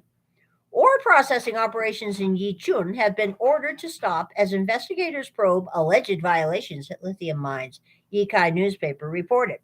That threatens somewhere between 8 and 13% of global supply, according to various analyst estimates, although it's unclear for how long the immediate shutdowns will last. The probe in China injects a big dose of uncertainty into a lithium market that's seeing prices cool, bringing some relief to electric vehicle manufacturers as more global output emerges. Jiangxi province was expected to be a major source of extra supply from a lithium bearing mineral known as lepidolite. This supervision may mean the inspection and control over lepidolite mining in China will be more stringent in the future, said Susan Zhou, analyst at Rystad Energy. Companies with operations in Yichun include major battery manufacturers, Contemporary Amperex Technology Company, and Goshen High Tech Company, whose shares both fell more than 1% on Monday. Neither firm responded to calls and emails for comment. Oh, really? All lepidolite mining in Yichun, aside from those owned by a state-owned company, has been suspended. Oh my. So everyone that's not owned by the state has been suspended. Oh, the goddess is sure that is absolutely coincidental here. Refineries are still operational. Dennis Ip and Leo Ho, analysts at Daiwa Capital Markets, said. Global lithium prices soared to a record high last year as demand from China's booming electric vehicle industry outstripped production. It's the kind of high profit, high demand environment that typically encourages miners to skirt regulations in any commodity market. Oh, yeah, let's just throw the miners under the bus again. Some companies had already been targeted for infringements, including incidents of pollution over the past year. This is a much wider crackdown and involves officials from central government departments, including the Ministry of Natural Resources. The Beijing officials will mainly look at violations at lithium mines and seek to guide the healthy development of the industry, according to the Yikai report. It will largely target those mining without permits or with expired licenses, it said. According to Goldman Sachs Group, the Chinese car industry's demand for lithium has fallen by more than half in recent months, a dramatic reversal that will drive a further slump in the market. Prices in China have dropped more than 30% from last year's peak. A month-long mining halt in Yichun would reduce lithium output by an amount equivalent to around 13% of the world's total. Analysts, including Bai Yunfei at CITIC Securities Company, wrote in a note on Monday. Rystad Energy, a consultancy, estimated the amount at 8%. At present, the market speculation is the probe may stop after 2 sessions in China next month, Rystad Zhu said, referring to the annual parliamentary meetings due early next March. Lithium producers in North America gained Monday morning, with Albemarle Corporation rising as much as 2.9% and Livent Corporation advancing 2.6%. Analysts said the shutdown of the lithium production hub in China may do little to help prices of the metal rebound from a recent decline, at least in the near term. Any mine would typically have a stockpile of ore in place, and as long as refineries are operating, you aren't likely to see any whipsaw in lithium pricing, said Chris Berry, president of House Mountain Partners, an industry consultancy.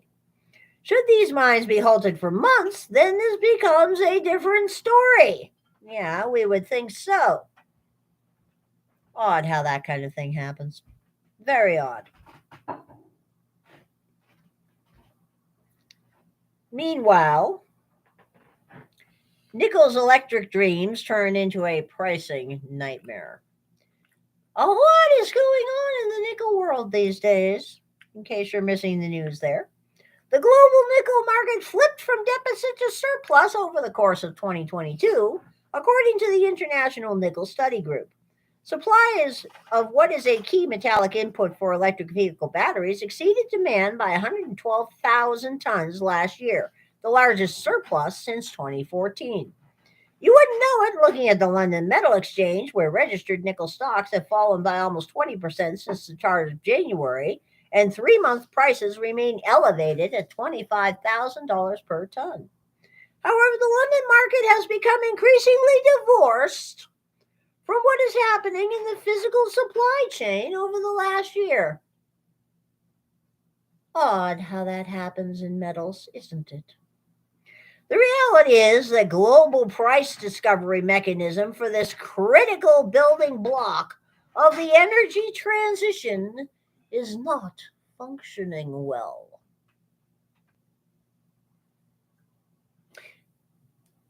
This bears repeating. The reality is that the global price discovery mechanism for this critical building block of the energy transition is not functioning well.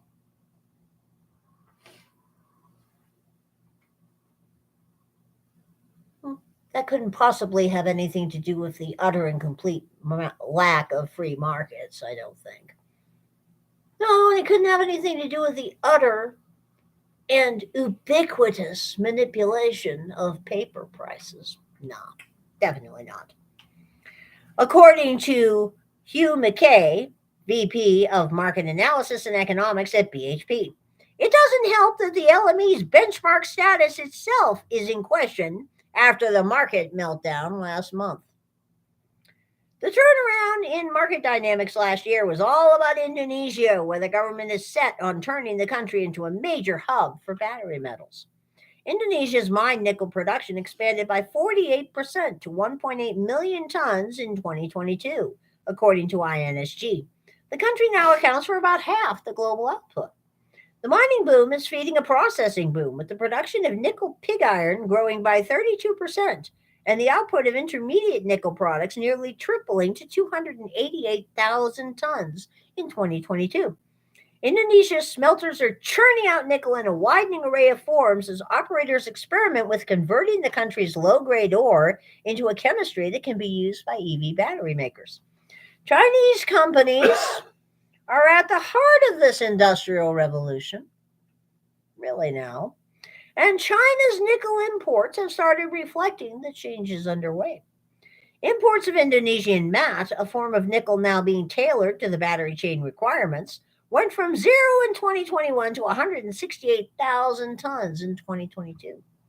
Shipments of Indonesian intermediate products such as nickel oxide and mixed hydroxide precipitate leaped from 460,000 tons from just 56,000 tons. The flow of Indonesian NPI to China continues to mushroom, up another 72% last year at 5.4 million tons. With investments still pouring into Indonesia, including from Western producers and battery makers playing catch up with Chinese players, the country's nickel boom shows no sign of ending anytime soon. The problem is none of the Indonesian production is in a form that is deliverable against either LME or Shanghai Futures Exchange, which trade Class 1 refined metal. The LME price reflects the dynamics of the Class 1 market, which has been tight over a year and which remains highly sensitive to the Russian news flow. Nornickel, so far largely unsanctioned, produced 218,970 tons of nickel last year, all of it in the form of refined metal. However, as Indonesian production of Class 2 nickel rises, the Class 1 market shrinks. Around 70% of the physical nickel supply chain is now priced at a discount to the LME benchmark. This sounds a lot like natural price discovery. How bizarre and unaccountable, and no wonder they find it unacceptable.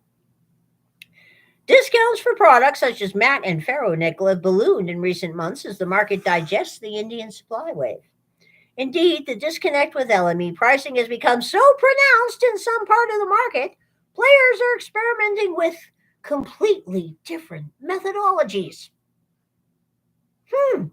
Price reporting agency Fastmarket notes the return to fixed price contracts in Western ferronickel markets, the use of an NPI plus premium formula in the Chinese market, and the emergence of standalone MHP pricing.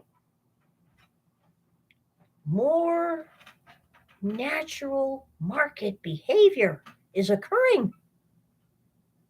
This is a good thing. No wonder they're upset. There is no longer one nickel price, but many. Well, let's see here. Since there was never just one nickel, but many, it stands to reason that there would not be one price, but many, at least in the real world. It does not surprise the goddess that the LME is not dealing with the real world. COMEX doesn't either, by the way. BHP is calling for a long overdue overhaul of the LME's physical delivery rules. The exchange says it's actively looking at ways to capture nickel's changing dynamics. However, the LME has struggled in the past to design a Class 2 contract due to the lack of a standard physical benchmark around which to build a viable product. Meanwhile, the LME's existing Class 1 contract is suffering from chronic illiquidity and high volatility in the wake of the market mayhem last March. Many participants have left the London market since the LME suspended trading for 6 days and canceled trades.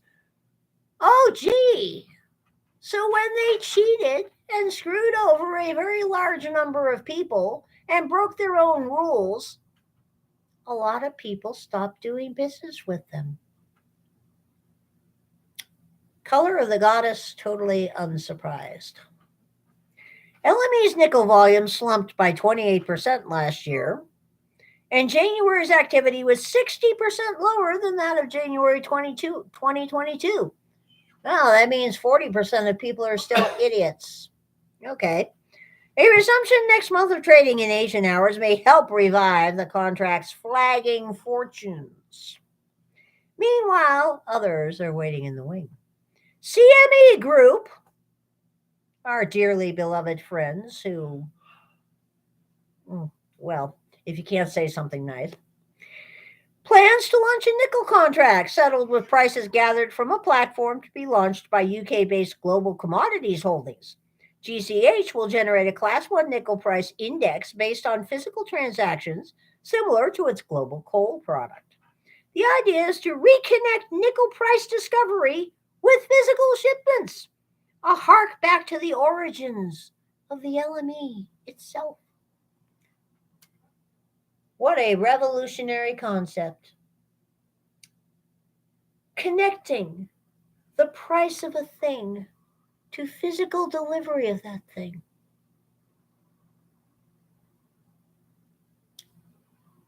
goddess wonders why that is not happening with gold and silver and platinum and rhodium and aluminum and a few other things. Just saying, you know. However, the danger is that it fractures further refined metal pricing. Meanwhile, the problem of pricing class 2 nickel grows ever more acute. The disconnect between the two parts of the market was the root cause of the contract blowout last March. The trigger may have been Russia's invasion of Ukraine, but the overload came from the massive short positions held by Tsingshan Group against its Indonesian production, none of which was deliverable to LME warehouses. The danger of another meltdown exists as long as Class 2 producers hedge their price exposures on a market that doesn't trade their product. An increasingly diverse physical market needs a better hedging toolkit. Whoa, hold up here. We're going to read that again because the goddess just simply does not believe what she just read here. An increasingly diverse physical market needs a better hedging toolkit. And sooner rather than later, because Indonesia's ever-rising production is driving ever deeper wedges into the global pricing system.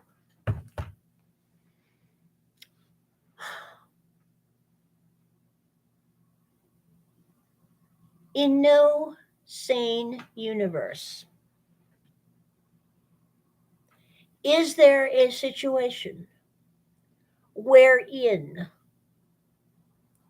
you should be basing the price of a myriad of semi-related products on one primary product to begin with. You have class 1 nickel. Class 1 nickel is a very specialized thing. It's used in very specific things. Obviously, class 2 nickels, of which there are many different types, should be priced differently. After all, when the goddess goes down to a recycling center with several piles of aluminum, each pile of aluminum commands a different price. The extruded aluminum is not the same price as the aluminum cans. Just as the brass is not the same price as the other stuff. Just as the bright copper is not the same price as random matte copper. So right there, these people are completely ignoring the realities of life. Not that this surprises the goddess at all, because they're primarily bankers at heart, and bankers have no connection with the real world. Okay? But further, to be having contracts on your commodities exchange that are related to a product that you don't even have strikes the goddess as being idiotic, criminally idiotic. Just saying. I mean, this is akin to the goddess owning a store and claiming to be selling Clorox bleach when there is no bleach of any kind around, or there is only other bleach. But the Clorox bleach is what I'm advertising on sale, but I have no Clorox bleach. This is not how markets are supposed to work. Which brings us to the salient point here. In a rational, sound money market, you do not have a toolkit for hedging shit. This is just more banker speak for we are going to jerk around prices rather than allowing natural price discovery based on natural market conditions. Now, it does not surprise the goddess that LME, along with COMEX and everybody else that's in this business when it comes to metals, is wanting a hedge toolkit. They do like to cheat, as witnessed by what they did last March. which in any sane world would have put them out of business. But then again, it should be noted that banks like LME and like COMEX quite frequently do illegal things, and somehow they're allowed to remain in business. The goddess finds this most puzzling, really. The goddess would like to think that no reasonable person would be doing business with them in the first place with this nonsense going on. But the world being what the world is, the goddess does not expect rational behavior from irrational people. The goddess also does not expect honest behavior from crooks, and they have proven themselves to be crooks. So it does not surprise me that our dear friends at COMEX are also wanting to get in on this game, because heaven knows they're having enough fun with their gold and silver price manipulations. In case you have missed it, we are one day away from delivery. One day. We are in the final countdown for delivery on the March silver contracts. And despite all the midnight dealing, and despite all the midnight contracts being settled for cash and being canceled entirely and being shuffled around all over the place, there are still 120% more contracts outstanding waiting for physical delivery as of tomorrow than there is silver to cover them. This is not unusual. We shall see what happens overnight. It should be very interesting. It generally is very interesting. Not that it should surprise anyone, because they are all crooks. Crooks, crooks, crooks. Okay? If you missed it, everybody that deals in metals commodities is a crook. The goddess has a theory here. The reason they can get away with this with metals and they can't get away with it with wheat, corn, etc., is because metals are further away from the average person's consciousness. If you're buying a wheat contract, if you are Betty Crocker or ConAgra or somebody like that, and you're tying up a wheat contract at a specific price, they can't get away with giving you fiat. They have to give you the physical product. But the metals markets have become a playground for people that just like to play with contracts and are not asking for physical delivery. If these people actually asked for physical delivery, then this whole charade would be over very, very fast. Better early than late. Gold bugs started 2023 with high hopes after precious metal sector showed impressive relative strength versus paper assets in 2022. So far, no good. Gold and silver future prices got clobbered again last week. Well, of course they did.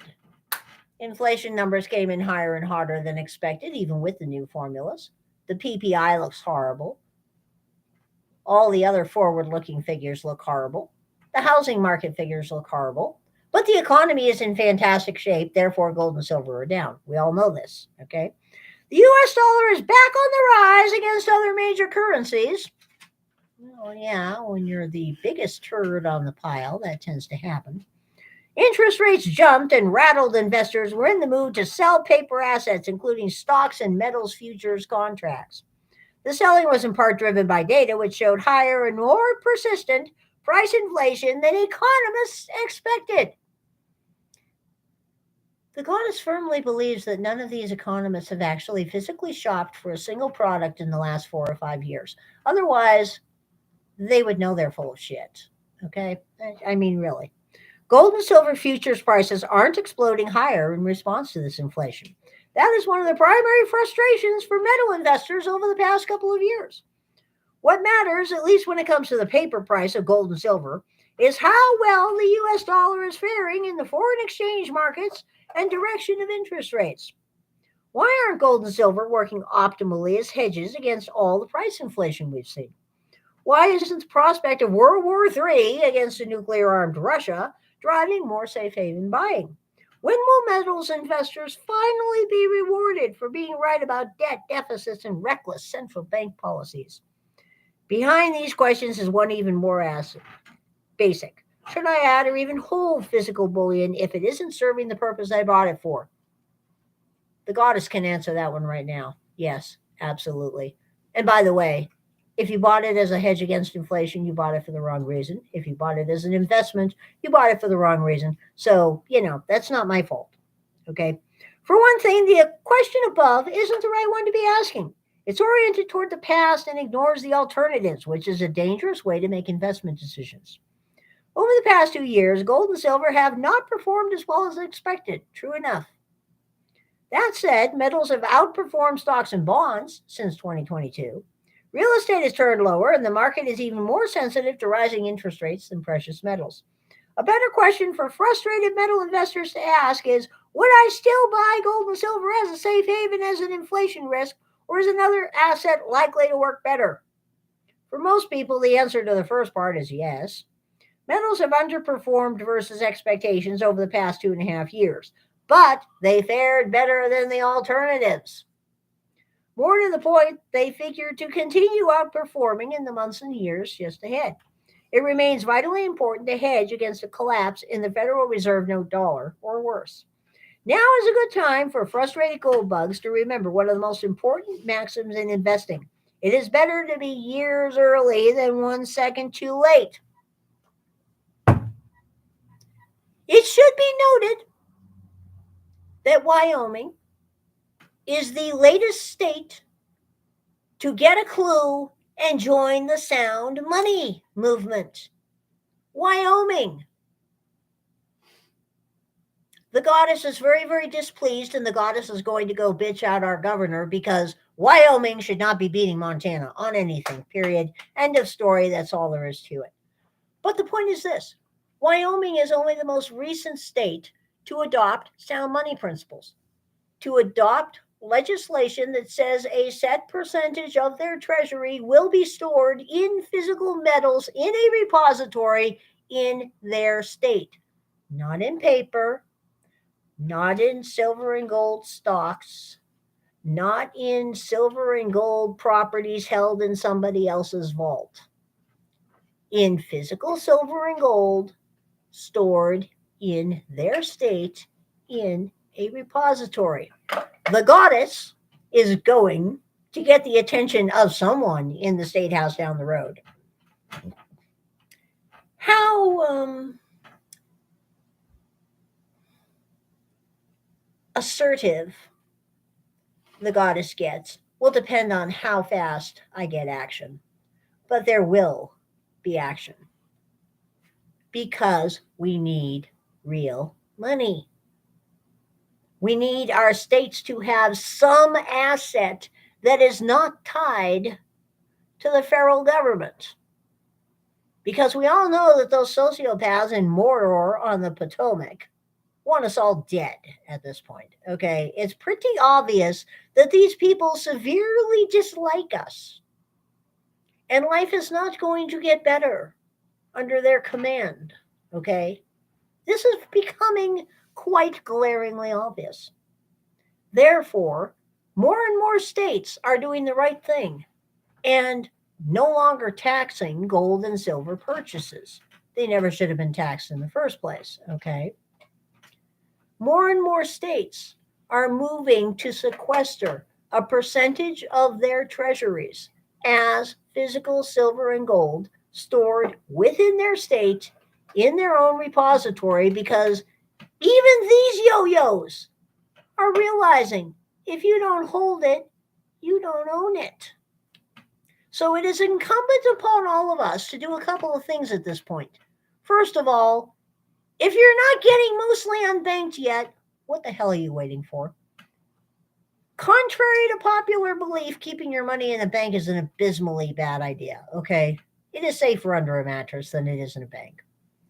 If you are not spending fiat currency on a regular basis, preferably on gold and silver, but also on disposable and durable commodities of various types that will be useful in the coming economic meltdown that is in process already and has now reached a point of no return, it would be a good idea to do so.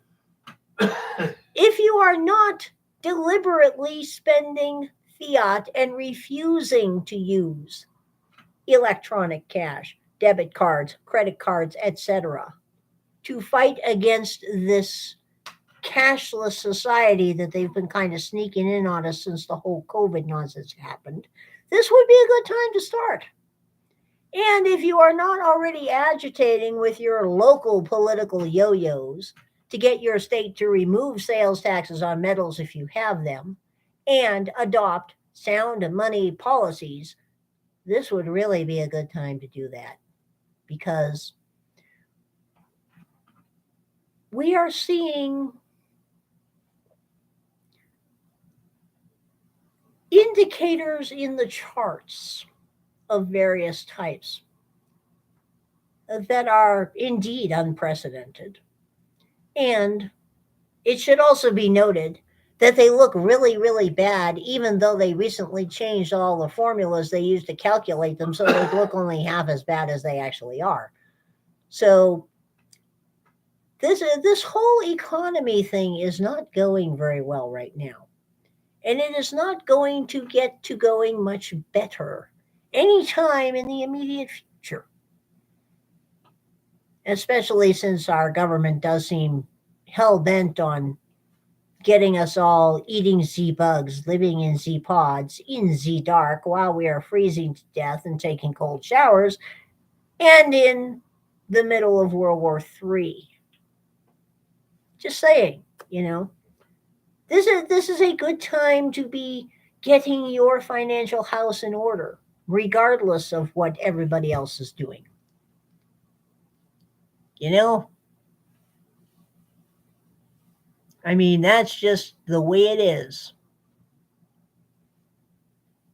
And yes, Resort Dog, they steal every treasure they can hear about. Vermont is seeking to become the 44th state to roll back sales taxes on sound money. Mississippi voted to do it.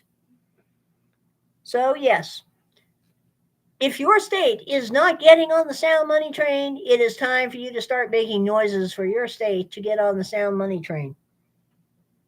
And get on it yourself, because this is looking ominous. Ominous, that's a good word. And once again, remember, if you don't hold it, you don't own it. Bye-bye. Oh.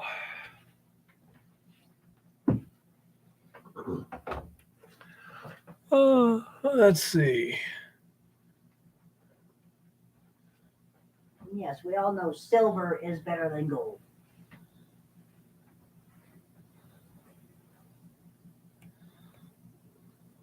Silver is the people's money. What would you call that, Tricky? A little white meat?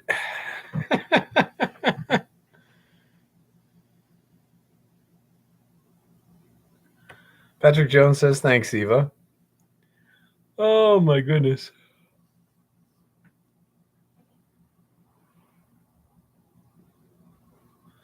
Okay, long pig with a side of fava beans. Bananas. Yeah, baked plantain. Yep. Nah, probably more like a rice wine over there, I would think, Chris. Anyhow, so that is the report for this week. Interesting things of the week. Jim's got pneumonia. He's at home, resting reasonably, comfortably and taking antibiotics. Lauren went to a party tonight, birthday party for a kid, nothing really rowdy, or at least presumably not rowdy. Who knows nowadays, and Lars is currently stranded in the Los Angeles mountains due to a blizzard. So it's been a kind of unusual week here. Eva and I now have transportation thanks to Lauren. He um, had a Dodge Caravan as a lawn ornament. We got it. Well, he got it running again. I can take no credit for that. It wasn't in bad shape or anything. Just needed a few things, and you know, changed the oil filters, new battery, that kind of stuff. Well, yeah, we did some, and so we have transportation, so we're able to get back to the lab on a regular basis now without a problem. And when it comes to eluting the resin, it appears that it takes about 10 to 12 hours to get the gold out of the resin. And so that's an interesting parameter. And the amount of thiourea is a critical factor. If there's too little, it doesn't work too well. The pH needs to be low enough, and the temperature needs to be high enough. The copper strip testing of the gold in solution seems to work just fine and gives us good information in just between seconds to minutes. And yeah, honey buddy, can't argue. But let's say that's interesting. You take care, Lars. Stay safe, stay warm. And remember, when it comes to calling for help, as Eva said, it's better to be too early than too late. So I say, stay safe. Let us know either way if things change. Okay. So we can either stop worrying or see what we can do to help out.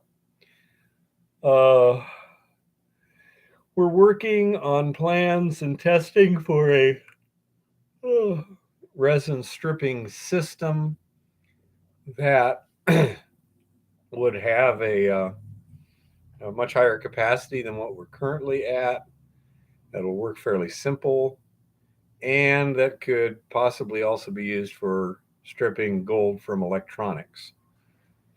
You know, and let's see. That's about it at the moment. Apparently, the weather here is much better than it is in Southern California. So hard to tell. I'm not sure, Outlier. I think it's about 4,000, but I'm just guessing here. If Lars is still here, he might tell me and correct me. But anyhow, that's kind of the situation now. Anyone have any questions or anything?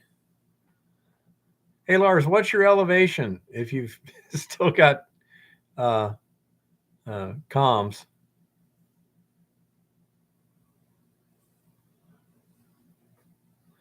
Yeah, Resort Dog. We may get something here. I don't know. Let me see what the weather is going to be here. As I recall, temperatures are going to be fairly high. Woo. It's cooling off compared to the original predictions to 34, 33, 40, 32, 34. Not much precipitation here. Nothing in the forecast until next Sunday and Monday. And just below freezing, so it might stick around a bit.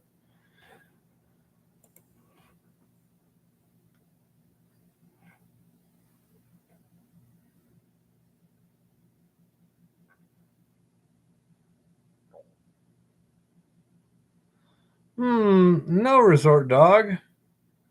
I don't know a refiner that buys black sands, although I know one that might. That would be Republic Metals in Reno. Not sure if they do black sand. They do a variety of different things, but you might try Republic Metals in Reno. Do you know how much gold is in it? Okay. That's the question. What grade is it? Or are you just guessing, or are you just selling it for the magnetite, basically? Okay. Don't know anyone who's just looking for magnetite.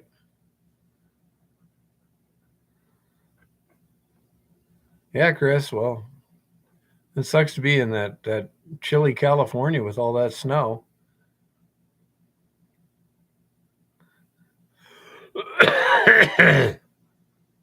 You know, some of us are, living in temperate Montana instead of that Arctic Southern California.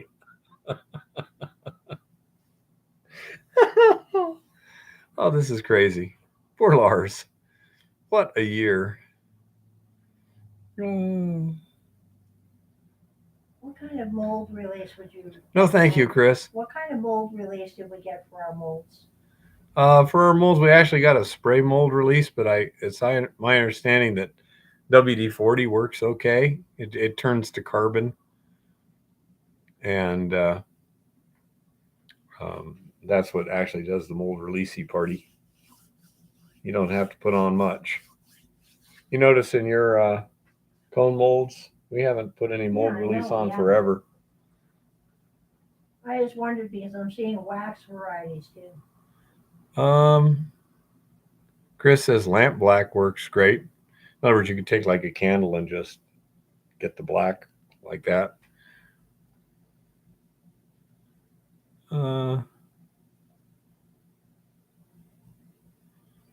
Yeah, I don't know. Mining Magnets hasn't been on today. Yeah. Chris says you could also take an acetylene torch running rich on acetylene and hold the mote over it. Yeah, that'll blow out a lot of black carbon. Some scrapyards will buy black sounds, huh? Okay. Ship it as iron oxide. I suppose the furnaces that,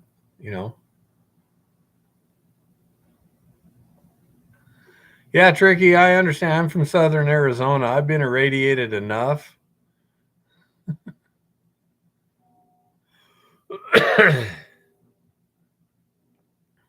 Yeah, you might be able to, grind it up fine enough to where, without too much trouble to use it for thermite. That might work.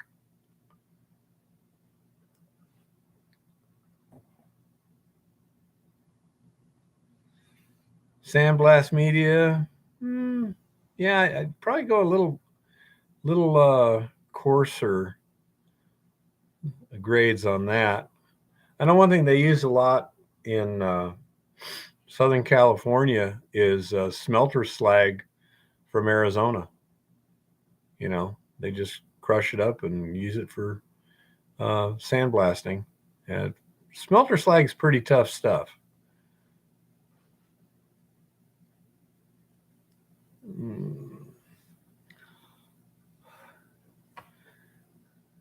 When it comes to that, Honey Bunny, I've only got half the throughput I used to. YouTube hung up again on you, huh? Resort Dog? Oh my goodness.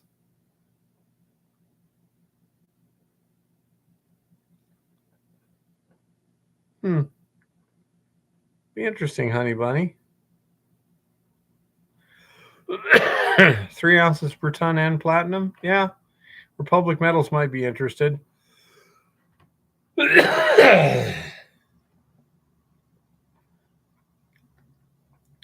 were looking at selling them some stuff with 5 to 8 ounces per ton, and they were interested in that. Well, Outlier, if you take iron oxide and mix it with aluminum and light it on fire, the oxygen goes to the aluminum to make aluminum oxide, which is a light slag, and releases molten iron in the process.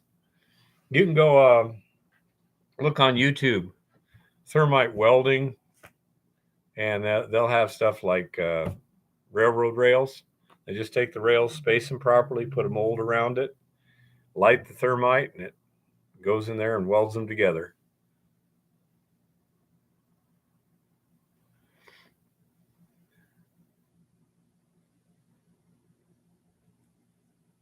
It can be fun. You have to be careful, but once you light it, you ain't stopping it. uh, but that's all it is, just iron oxide and aluminum powder.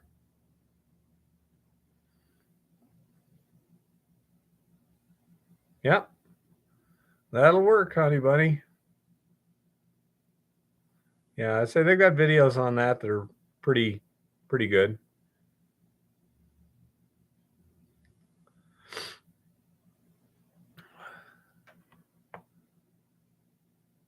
Yeah, you pretty much would want some kind of alloying agents in there too. That's the I'm sure that what you might call a commercial grade welding thermite is a special mix, as opposed to say just a thermite grenade, which is designed to just destroy stuff and light things on fire. But yeah, I would imagine welding thermite has a special. There's probably more than one mix too. Just guessing. Um, but yeah, you can weld some god awful huge things together like that, like say a drive shaft on a ship, you know, things like that. You can do some really heavy welding with thermite. You just have to have the right mold and the right prep, and then just light it and stand back.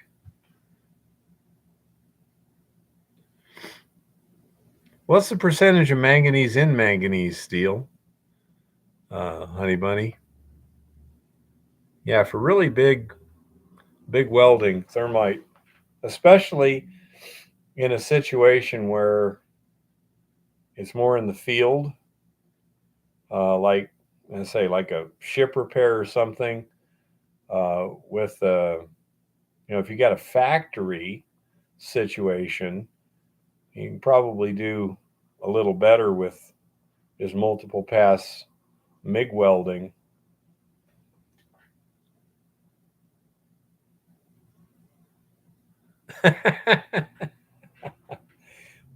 Well, Tricky, be careful not to light them on fire. That could get unpleasant. Uh, what was that? Newport News or someplace else, honey bunny?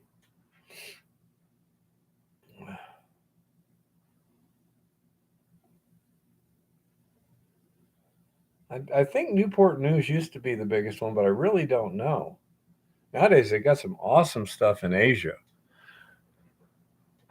Yeah. Um, it's just amazing what they're doing nowadays with the shipbuilding. The uh, the overhead cranes they have are something too. Of course, I don't think they're still anywhere near the sheer legs cranes they have on the big barges. They can hoist like 8,000 tons um, at a whack. Last I heard, I got bigger ones now. Yeah, say 500 ton. That's good for an overhead trolley crane. It's not anywhere near the biggest in the world.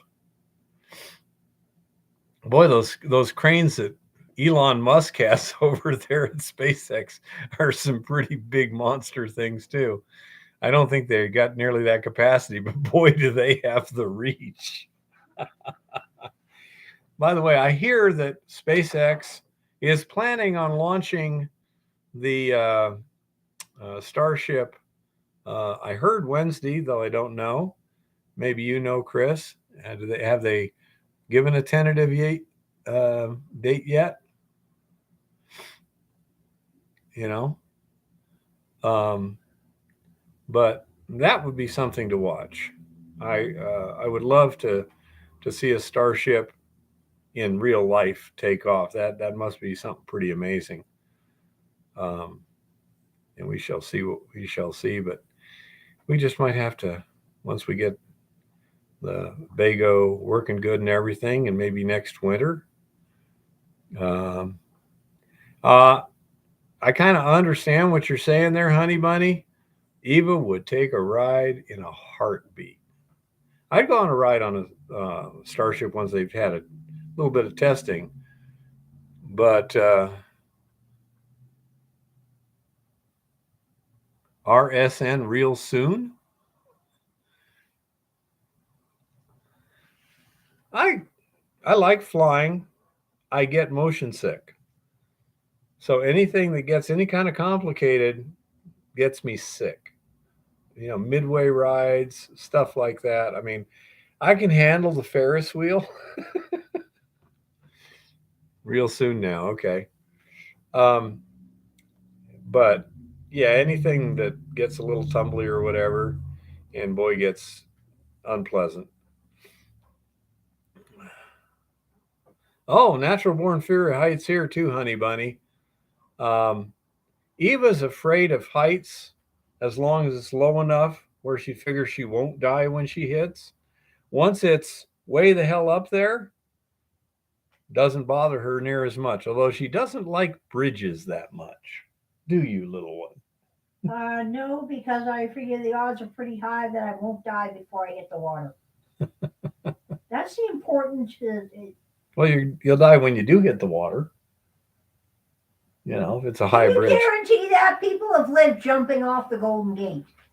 Well, only if they tried real hard. Um, I remember when we were driving across the Glen Canyon Bridge. It's about 900 feet above the river there, just below Glen Canyon Dam. And as we were driving across, I said, "Look where," and she goes, "Instant death." And I said, "No, it'd probably take you at least 6 to 8 seconds before you died."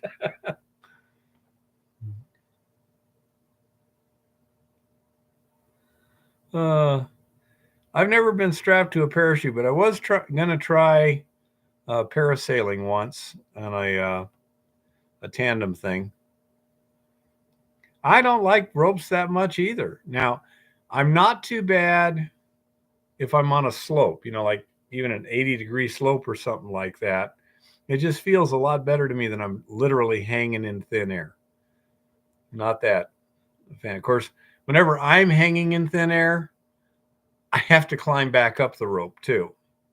So it's not that easy.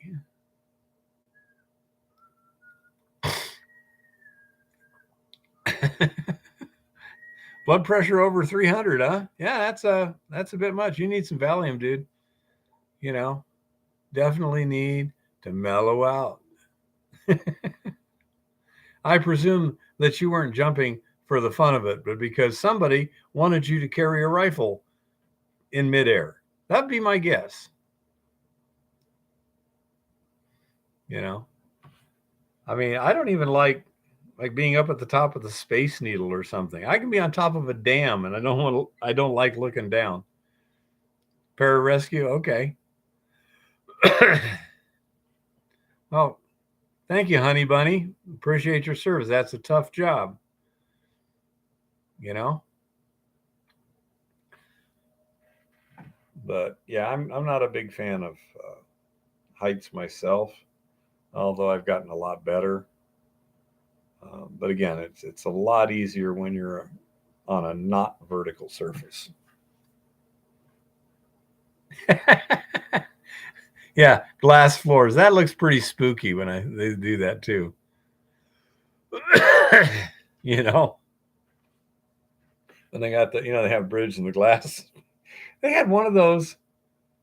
I forget where it was, but as a thing, they actually had it so they could uh, make an image appear like the glass had actually cracked.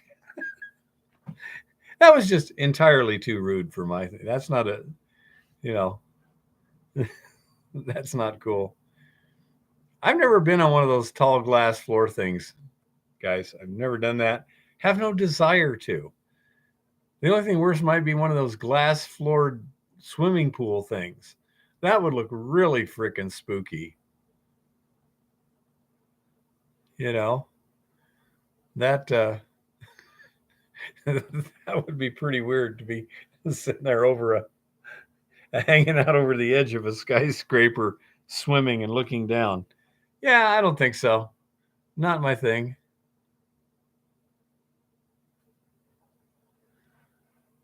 Well, it stands to reason it was in China.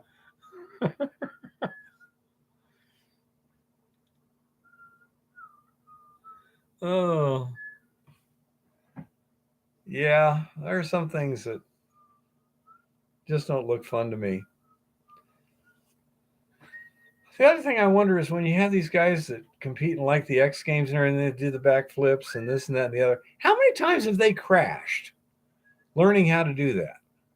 Nowadays they have the big boxes of foam blocks and stuff, and that helps. But I'm sure it doesn't prevent injuries and stuff.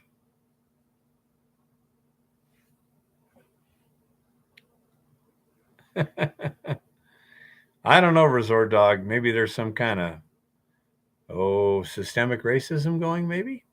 Hmm? Hard to tell.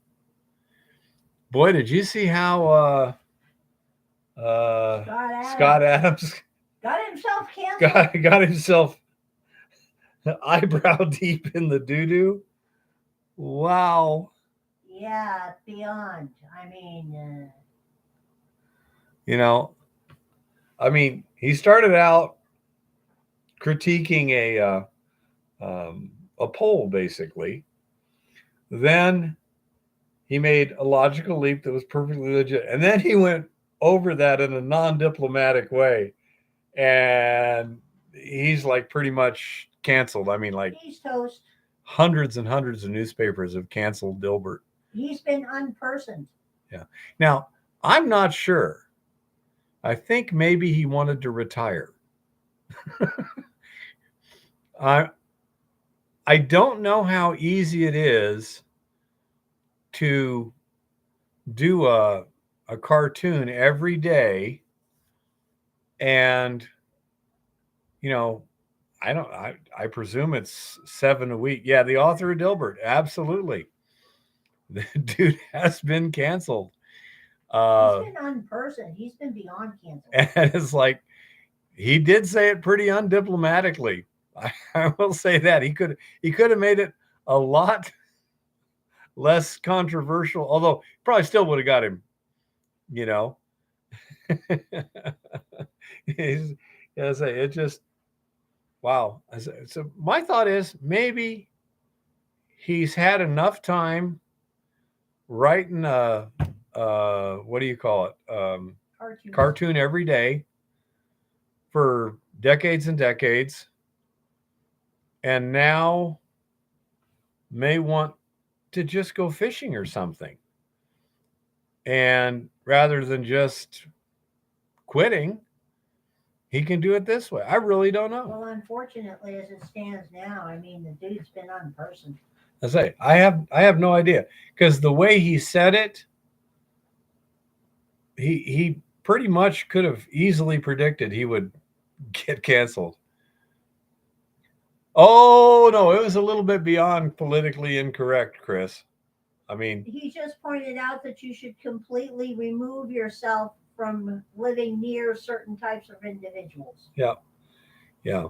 So I say, if you're interested, go Google it. I hate to say more on YouTube. Yeah, you can't say more on YouTube. That will get you banned. But he definitely shoved his foot up it all the way up to the knee. I say, but it might have been deliberate. I don't know. Yeah. Let's say, it's interesting to watch just how he does it. Even I kind of cringed a little bit, going, "Oh boy." I agree. He shouldn't be banned for that, because he didn't say anything, I think, objectively outrageous, but it was very directly put. And I say, it's easy to predict what was going to happen in today's environment. That's possible. It cost him a lot of money, but he may be old enough to not give a damn, but I think he's also rich enough to not give a damn. Always assuming his bank doesn't unperson him too. Well, even then they can't just steal his accounts. They have to give it to him. Oh, they have to by law, Yeah. Mm-hmm. So they hand him a paper check that everybody else refuses to cash for fiat. Then he's in trouble. Go to Russia and cash it. I'm just saying that, you know. I have no idea. I don't think they could do that without basically exchanging the wealth that he has somewhere else somehow. Don't know. Again, it ain't my problem. I wouldn't have been quite as undiplomatic as he was, but yeah, it'll be interesting. Well, if they try just freezing his account for expressing an opinion, I'll bet you there's laws against that. Those laws haven't helped anybody else that's happened. Well, maybe now's the time to find out. So, don't know. It's an excellent question. We'll find out. Another thing that was on the news today was the these crippling sanctions against Russia, sort of thing, where they supposedly seized all these assets. The word is that there weren't that many assets to seize when they tried seizing them. So I don't know whether they really got much, or whether, again, if you know someone's going to behave in a certain way and you have plenty of time, you can theoretically set yourself up to, they can behave that way and it's not going to hurt you. So I say, I don't know, but it's interesting. I mean, clearly the sanctions haven't really hurt Russia that much. But I think the principle, let us say, for the sake of the argument, that Dilbert has his money in, Scott Adams has his money in XYZ Bank. Okay.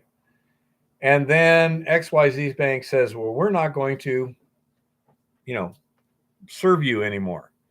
Okay. And so he winds up in a situation where, again, like they write a check and he can't cash it anywhere or something like that. Then who would want to do business with that bank in the future? Well, look what happened to Kanye West. His bank told him he had 30 days to move his money, and he couldn't find any place to move his money to until like day 29. And people are still banking with Chase. What else is new? But not rich people that might annoy them. See, that's what I'm saying is, you may get Joe Schmo, like me, okay? I mean, if my bank was to unbank me right now, we'd be out, what, 100, 250 bucks maybe? Yeah, and your Social Security when it comes in. Well, then we'd have to just do it some other way. But, so I don't have to worry too much. We got out of First Interstate, wasn't it? Bank of America. Bank of America, okay. Bank of America, because they kept charging ridiculous fees when they'd fuck up. So screw that. If we put in a check as a deposit at 4 p.m. and then paid something on the internet at 10 o'clock that night, they would take the 10 o'clock at night transaction out first, put me into negative territory, charge me a fee, and then put in the deposit that I had put in hours before. And they did it with cash deposits too. And they did it with cash deposits too. And as I say, so it's one of those things that, we got really tired of them stealing our money. I mean, that's how it felt to us. Well, so it was. And we won the class action suit. We got a check for $45. Ooh, $45, huh? But this is the sort of thing where people will deposit their money in a bank for convenience and for security. If there's no security, and that convenience isn't really that valuable. So you just write yourself out of the market. If you were a rich foreign billionaire and there's let's say you're in, pick one, Indonesia, and you think, well, maybe they're going to sanction Indonesia because of some reason in the future, you wouldn't want an American bank, and therefore the American banks, not only is the American dollar going to lose its clout for a variety of reasons, but the Western banking system is going to lose its clout, because if you put your money in any one of these banks and a government decides they want your money, it's gone. Well, why would you do that? Especially if you're a billionaire. You know, you have a lot of options. So, you know, the people in charge are really shooting themselves in the foot repeatedly, you know.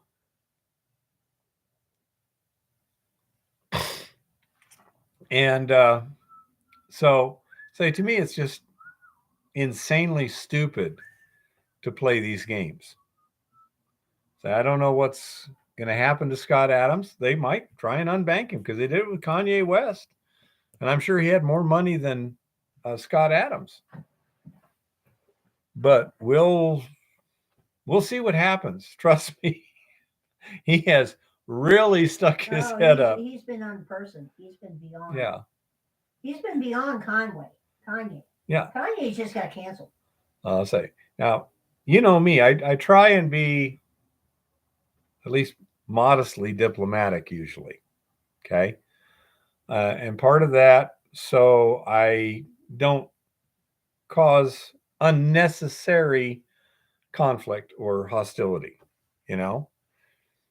But, that's sometimes not the best answer. Sometimes telling someone, I'm not going to cooperate with your insanity just to make you feel good. You got a mental issue. That's not my problem. Fix it yourself. Say, I don't know.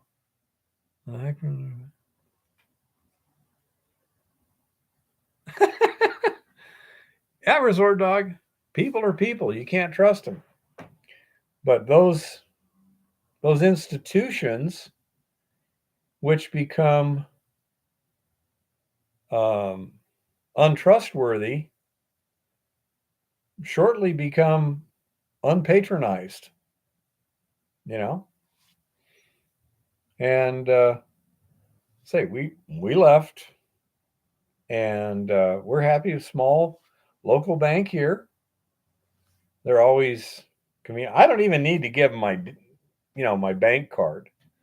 Hi Keith, what do you want? I'll deposit money, and they've already got my number up on their computer.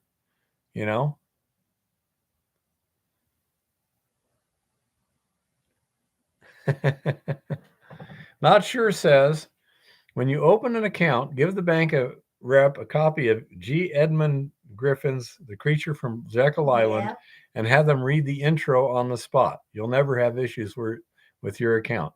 Not sure that's correct, because some of them don't care. That's a damn good book.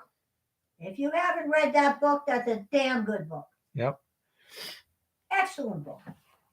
Well, this is one of the things that if you're not filthy rich, life becomes a lot simpler in many ways.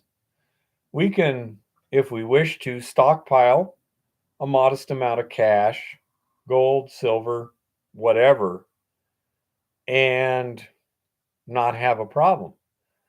But if you got $2.6 billion you want to put somewhere, it gets a whole lot more complicated.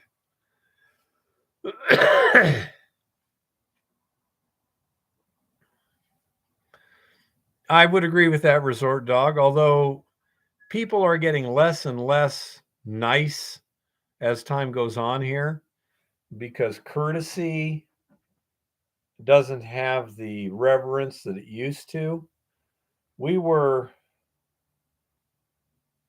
driving behind a car today, and it said, what was it, fucks given or something like that? It said fucks given, and on the other side it said runs on bitch dust. Yeah, and the other side had things that runs on bitch dust. And we were thinking, in the 70s, that might even have been illegal. I mean, but certainly nobody would advertise that kind of attitude, because you would be socially ostracized. Not legally, but socially ostracized. And so, I mean, that's just tasteless and classless. yeah, it shows that you really have no class, you know, um, which, I'm not the classiest person in the world. I mean, but if it makes me cringe, it's probably pretty bad. Oh my goodness. Um, yeah, I say our society's getting bad. We had I was watching Sanity for Sweden, and he had a link to someone who had a video called "The Wall of C Word." Okay, and it was all these people who were promoting the concept that if you didn't have a particular medical intervention, bad things should happen to you. Go to jail, be restricted to your home, blah blah blah. Um, and when you look at what they were espousing, it was basically tyrannical. Um, and it's like, I remember back when we had the Nazis doing the demonstration in Skokie, Illinois.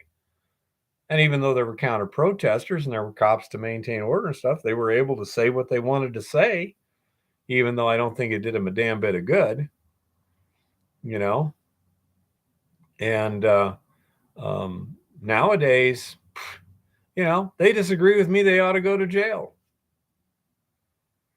You know, I told my daughter over a decade ago, look, if you can take someone's business because they don't feel comfortable dealing with you because of your personal behavior, um, that's not going to work out well in the long run. you know, that's extremely intolerant. Um, yeah, especially when they said, look, we can't do this because of our religious beliefs. However, here's another company that will do a very good job for you, and they won't have that problem, you know. Um, and yet they got put out of business, because they discriminated. Well, I'm sorry. I could just see if somebody was an open member of a German party of the last century that has a pretty bad reputation, and somebody didn't want to deal with them. I bet you they wouldn't be put out of business. you know, I say it's people don't understand principle anymore. They operate on the occasion.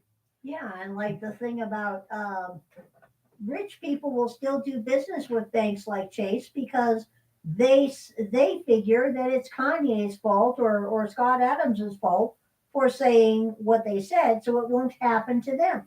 Until they wind up in a situation where people are debanked for expressing a reasonable opinion, i.e., the people in Canada. They were legally expressing a not unreasonable opinion and had their bank accounts frozen. Well, okay, you will say what you're told or else. Well,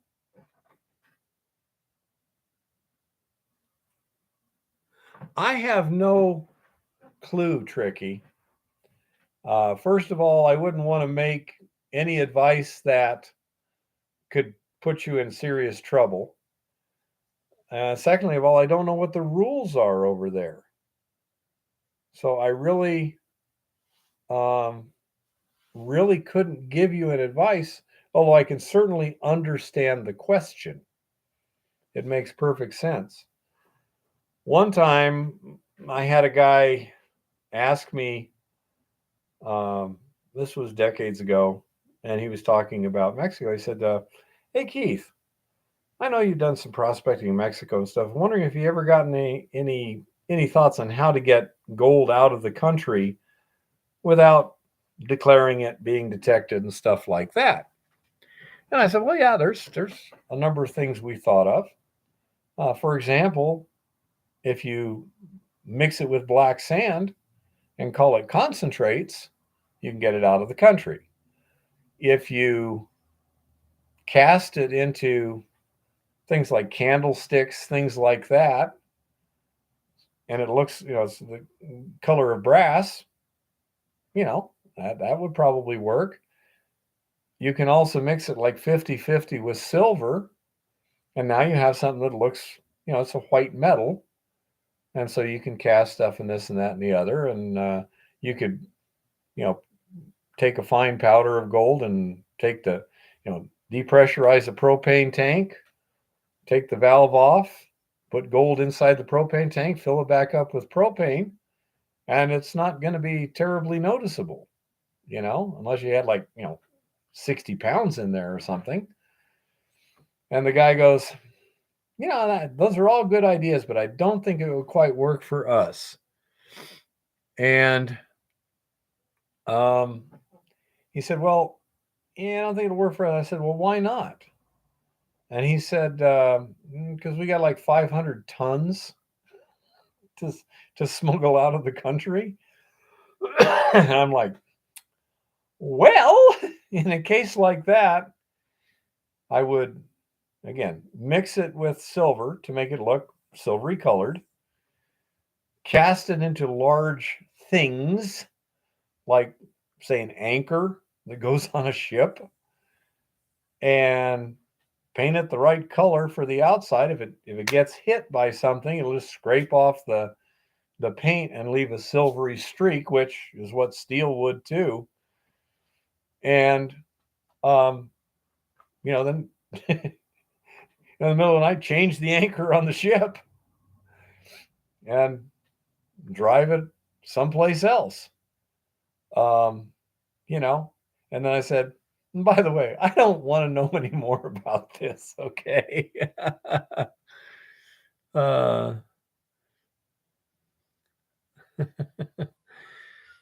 Yeah, Chris, I was thinking small quantities. Like, for example, you could take it, mix it with silver, and cast it into weights, fishing weights, for small quantities, a couple pounds or whatever, Sure, tricky. But I say, the thing is about gold is it looks like gold, unless it's in the shape of something that looks, say, like a decorative candlestick, and then it looks like brass. Nobody thinks this is gold. Ship's ballast, depending upon how you fabricate it.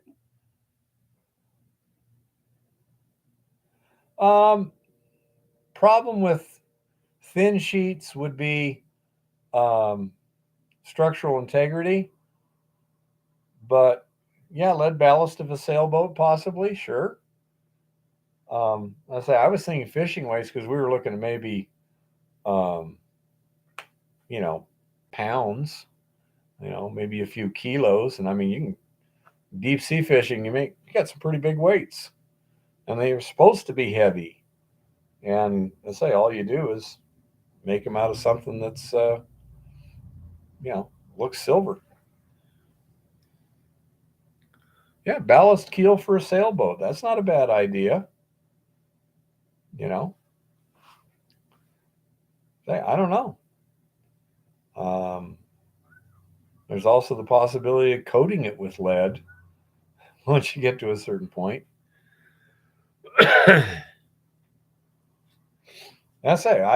There's lots of ways of doing it. But depending on the amount of weight you have to move, certain things make a lot more sense than others.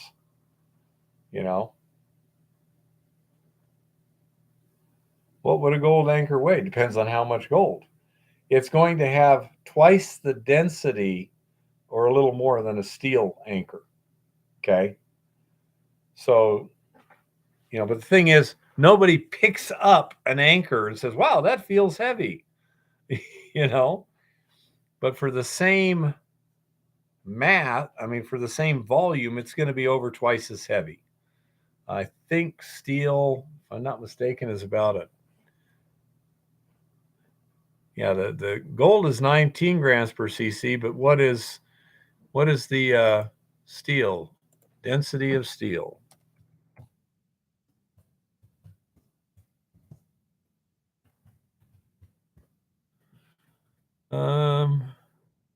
Kilograms per cubic meter. Give me a frickin' break.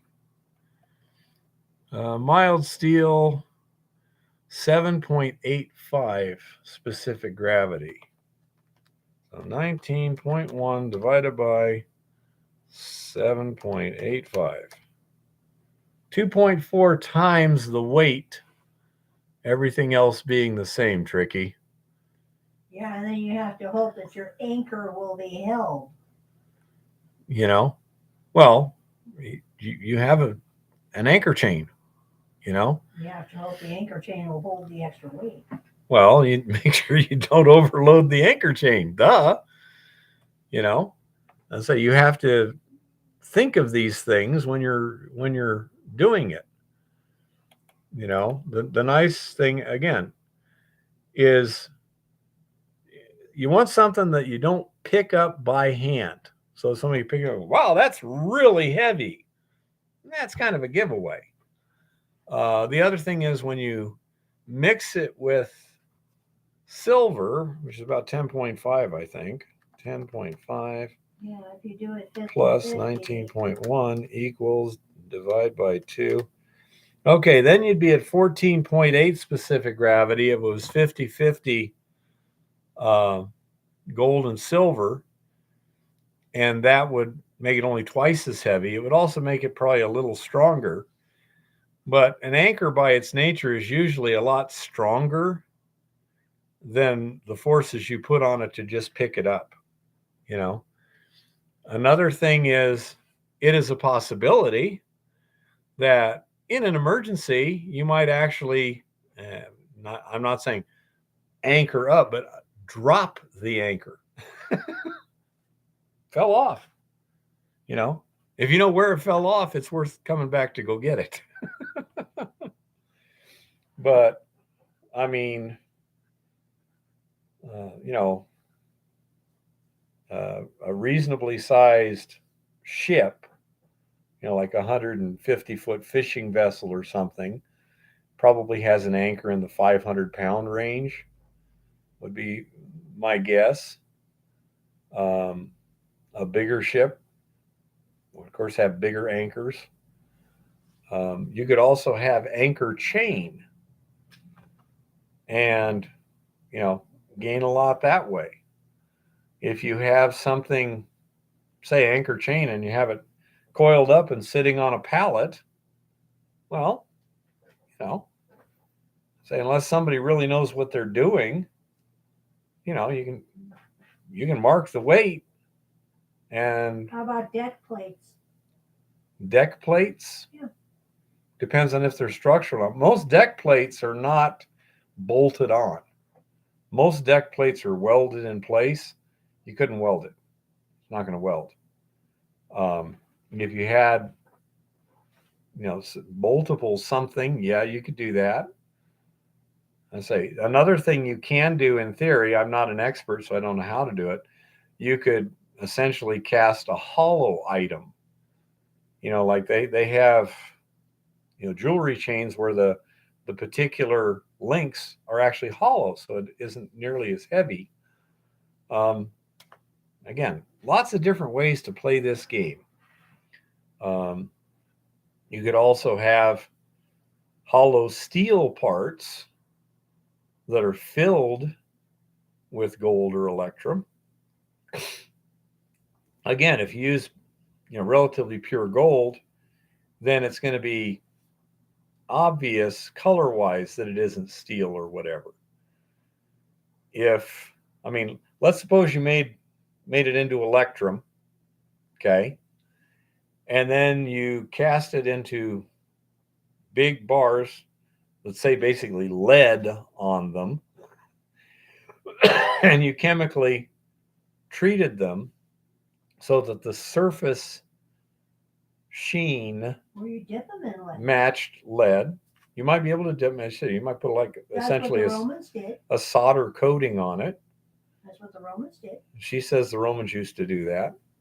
I don't know. But then, so you got these big bars that Fuck, they're supposed to be heavy. Got a whole pallet of the sons of bitches. You know, clink, clink, clink. You know, and that way you can move them and it's not obvious. If they are lead coated, then a simple scratch test or whatever, well, yeah, this stuff's pretty soft.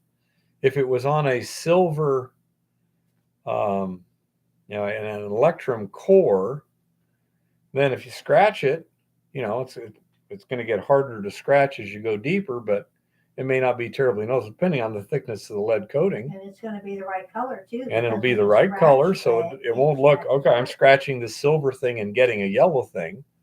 It's not going to be obvious. To get the lead off, just heat it up, and it'll come off. So there's various ways of doing it. You would have to look at the situation to see what makes plausible sense. For example, if you've got shipping in the air or whatever, and people are using anchor chain, and you can fabricate it into anchor chain pretty well, go ahead. If it's going to be, say, counterweights for a crane, again, mix it with silver to make electrum. Cast your counterweight, paint it the appropriate color. It's the right size, shape, and everything for whatever crane or whatever piece of equipment. And there you go. And unless you have a situation where somebody's trying to pick up a nominal 10,000 pound counterweight with a 10,000 pound crane and it won't do, you're not going to have a problem. So it's to everyone else except maybe the crane operator, it's going to look perfectly normal. Say if that's a potential problem, hollow cast so that it's the right size, the right shape, it looks perfect, and it weighs the same amount. It's just not a solid piece. Again, I don't know how you would do that, but that's what I would want something that was big enough that nobody's going to pick it up if you got to move a lot of quantity. If you don't have to move a lot of quantity, if you're looking at pounds or kilos, candlesticks, fishing weights, things like that. I mean, brass candlesticks. You can hollow those out pretty well to where they, well, that's a good stout candlestick. Yeah, weighs, quarter pound or whatever. But, that's because there's more hole in it than there would be in a brass one. There's various ways of doing these things. Don't know what would be the best for a particular application. If you got to move a lot of material, there's something nice about having it in small pieces, like, say, big, heavy anchor chain, ore grinding balls, lots of different things you could do. But I say ballast, lead bars for melting into ballast, an actual ballast, that would be fine. It should be easy to make it hollow if needed so that the ship doesn't go down. But yeah, there's lots of different ways to play this game. And it just all depends on the exact situation and how much you're going to move. I mean, if you just had a pound of,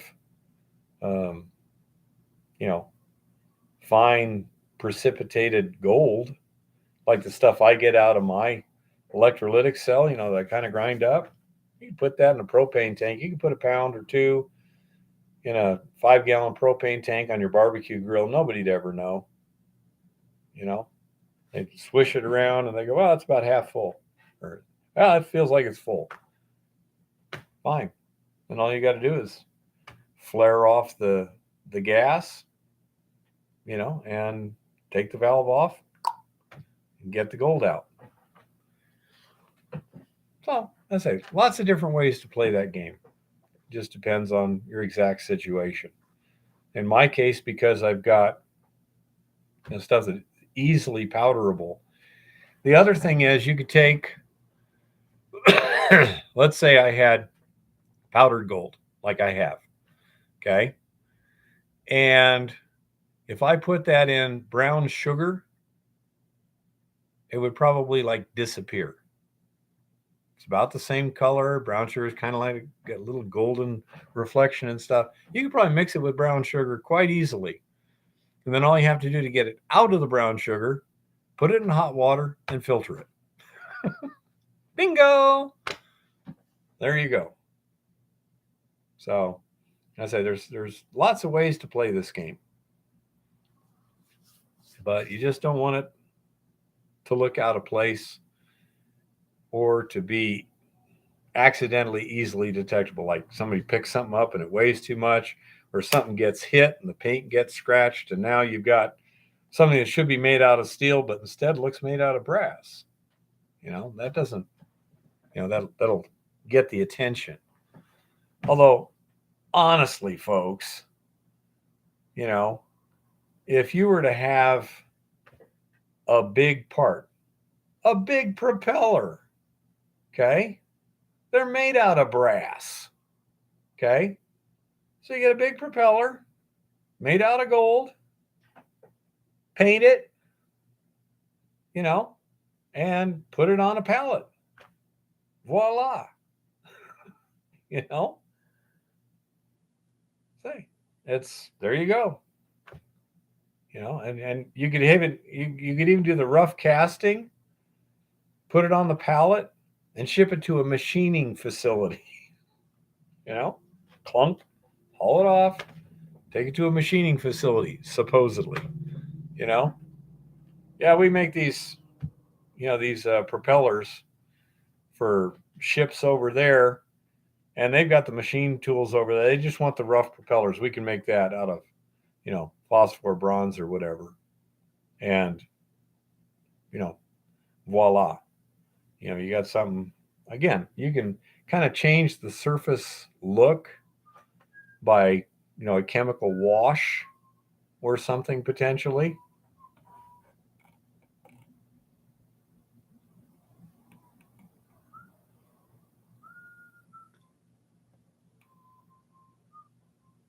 Scrap valve bodies, brass. Say again, it all depends on the thing. But yeah, you could have like big valve bodies, that look scrap. Sure, why not?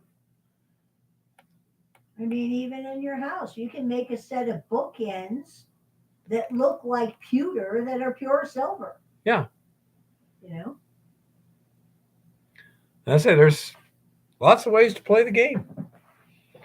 But you have to decide how much you need to move. You also have to, in a case like we're hypothesizing, you have to decide, are you going to hide everything, or are you just going to hide some of it and declare some of it later? you know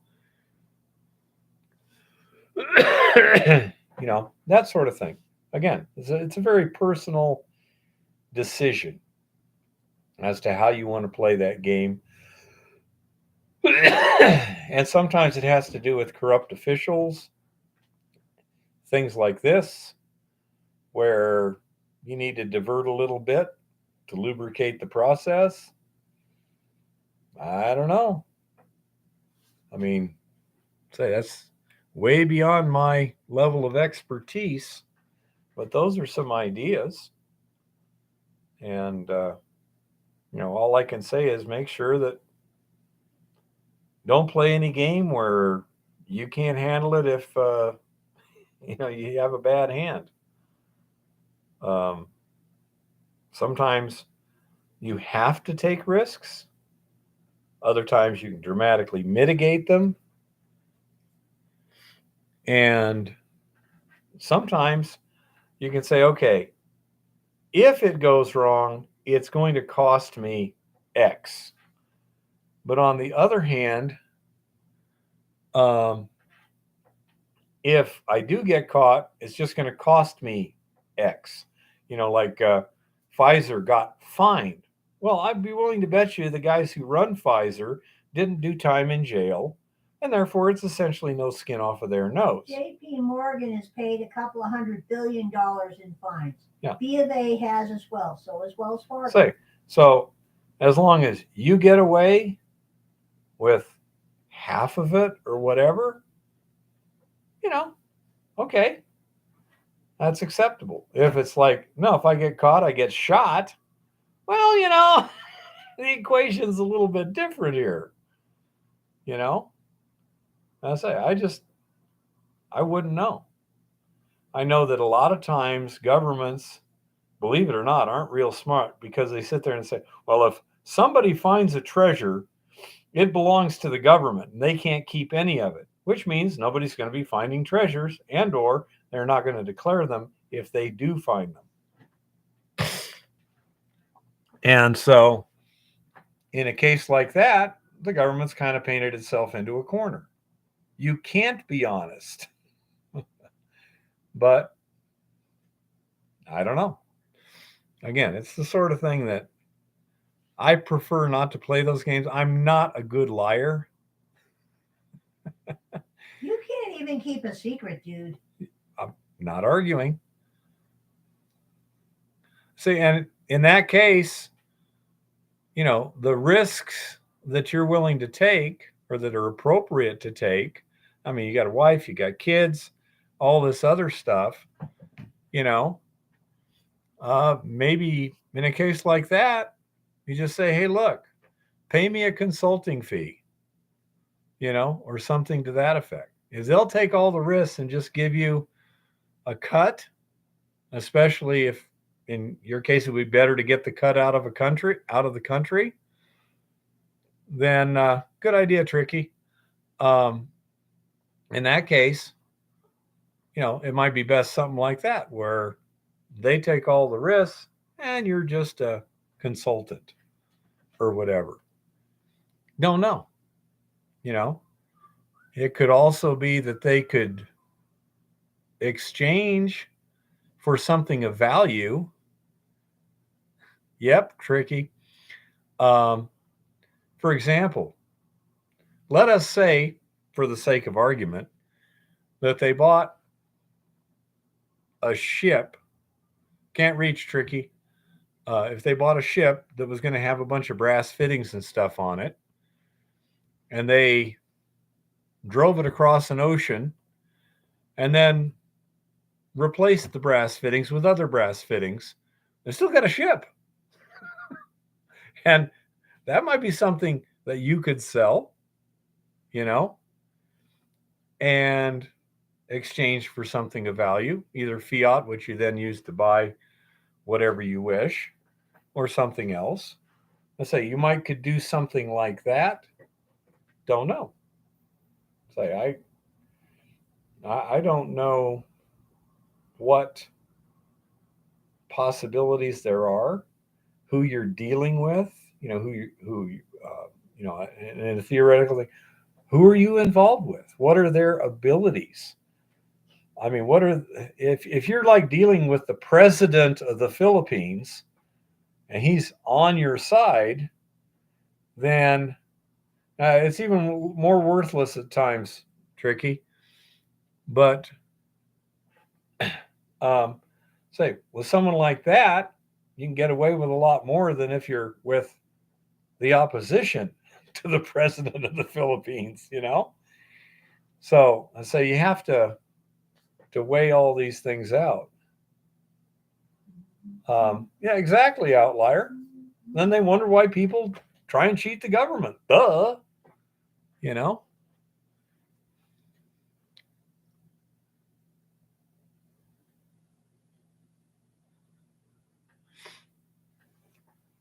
And so I say there's a lot of ways of playing these games, but all I can say is if you're doing something that has risk, you need to carefully consider the risks.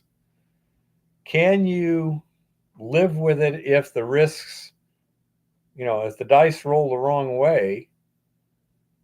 And what's the worst case scenario? Is that thing that's, well, I lost 90% of $1 billion, but I still got 100 million left. Well, that's, a lot better than zero. On the other hand, well, I've got nothing and I'm in jail for 20 years. Kind of sucks. Or if it's like, no, they just take you out behind the building and shoot you and throw you in a hole, well, that's even worse. I say so. That's something that needs to be very carefully considered, but always consider what is the worst that can happen. And can I accept that? Can I deal with that? If not, you may need to think more. So that, again, worst case scenario, the government takes 90% of any money, you get 10% left. Okay, fine. Okay. On the other hand, it's like, okay, worst case scenario, government gets everything. There's a 1 or 2% chance government takes everything, but I don't wind up in jail. Okay. Got a certain, there's a limited downside there. If it's like, yeah, worst case scenario is that I lose 50% of it. It's like, okay, it's just a cost,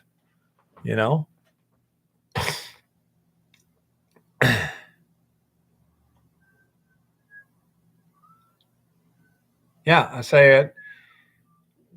See what contacts. There are people who know how to do things that, have the faintest idea. But that's some of the ways to make it a little less obvious what it is that's there. I mean, you got a boat with propellers on it.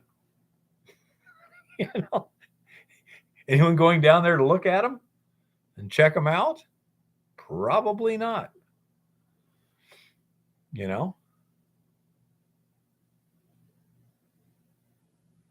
And I say, some ships might have a spare prop. Don't know. But if it got to the other side of its route and banged the prop on a rock and it had to be taken off and the new one put on, wow, what a shame. Then you got a busted up prop that needs to be melted down. Yeah, I know, Chris, but I don't do ships. You're right. It's a screw.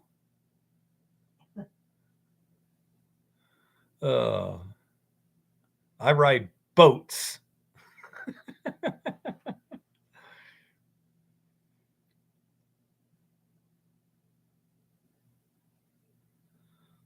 Yeah, so I say you look at what the cuts are and is it worth it? Let's suppose you found treasure on private land and declare it. Okay, you paid a 25% tax, but there's no risk. Okay? You've got it. It's all done. You're cool. Okay? If it's in water, 50%, going to be a little more painful, but nevertheless, what's your freedom worth? Start getting up that 75% on public land, even then, again, just figure out. As Chris says, just make sure it's on private land.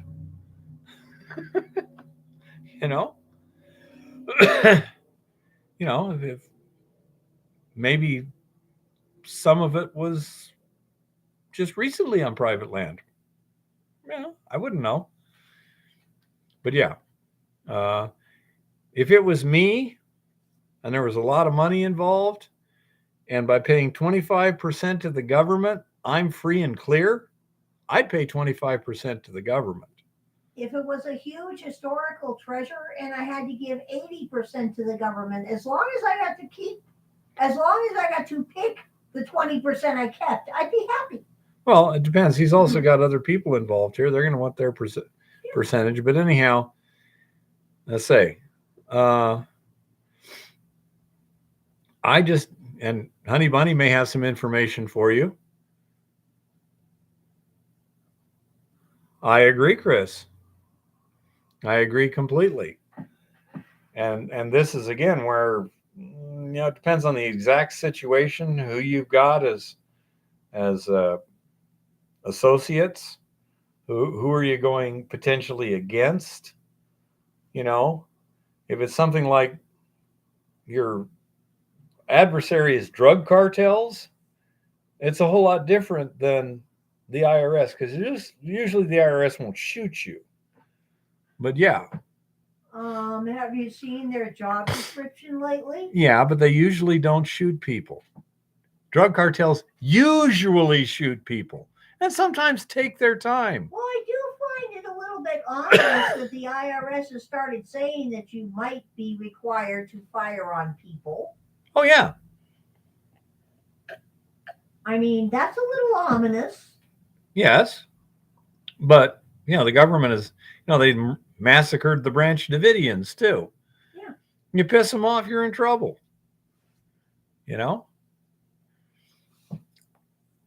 Yeah, Honey Bunny. Why don't you just send me an email? So if Tricky Dicky wants to contact you, I can refer you two together.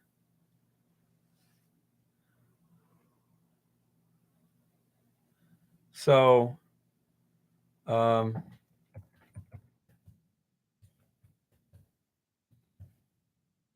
on.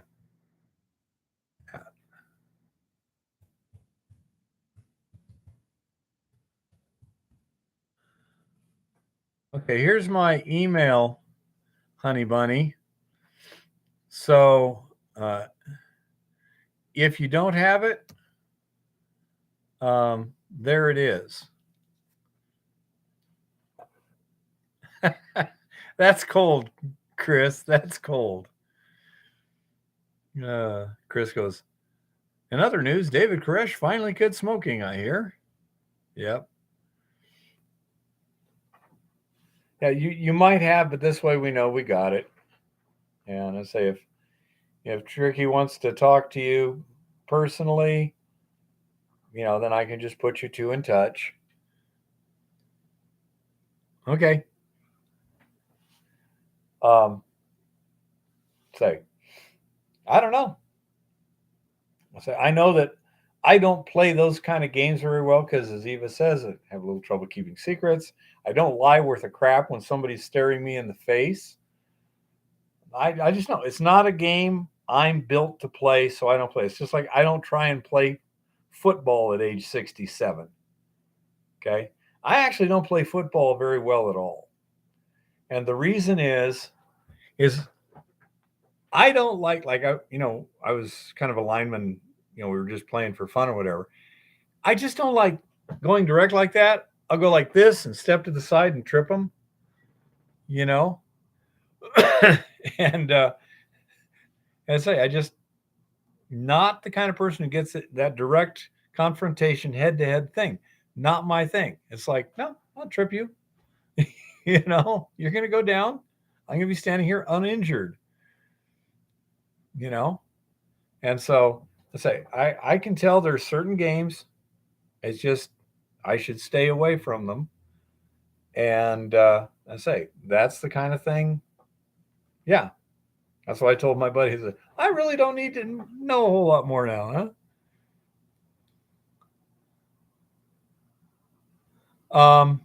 Yeah, and we need them like that, honey. Tricky, as I say, I'm sure that when you get in your discussions, you can discuss it in whatever method you want. If you just want me to send you his contact info, I can do that. And then you guys figure it out. I got no problem. Too much secrecy rarely hurt anybody. Too little secrecy has hurt a lot of people. I'm sure Honey Bunny understands that even better than I do. But yeah, it's just one of those deals. I'm just offering a little connection here is all. Possibly, Chris. Again, it's not my game. I don't know how to play it. And some games, if you don't play well, um, you don't get to play again. I, I don't want to play that game.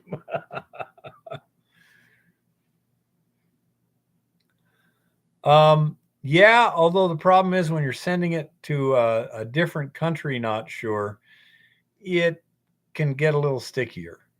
Not sure how that is. I also don't know how well, if you were sending a fax, how likely that is to be entered. If you were sending an encrypted fax, I don't know. The fact that it was encrypted would draw attention to it.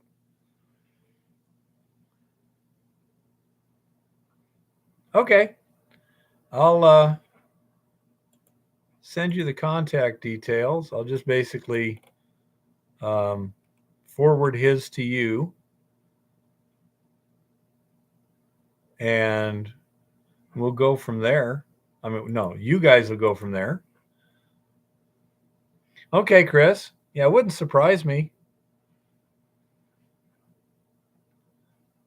Wouldn't, Chris, with what they've got nowadays, I mean, email, all this stuff just gets sucked up.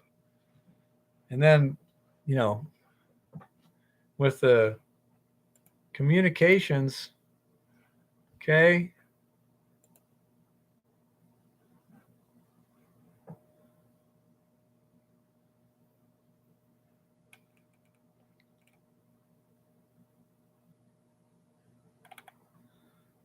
Wow. Quite an interesting picture, honey bunny. Okay. Oops. Nope. Discard that. Yeah. Okay.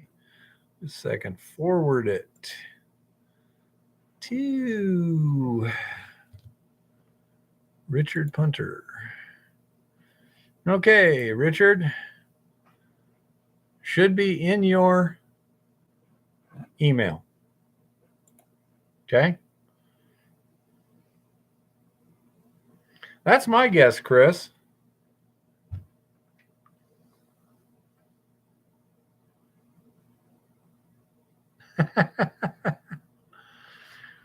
Quite impressive, honey bunny.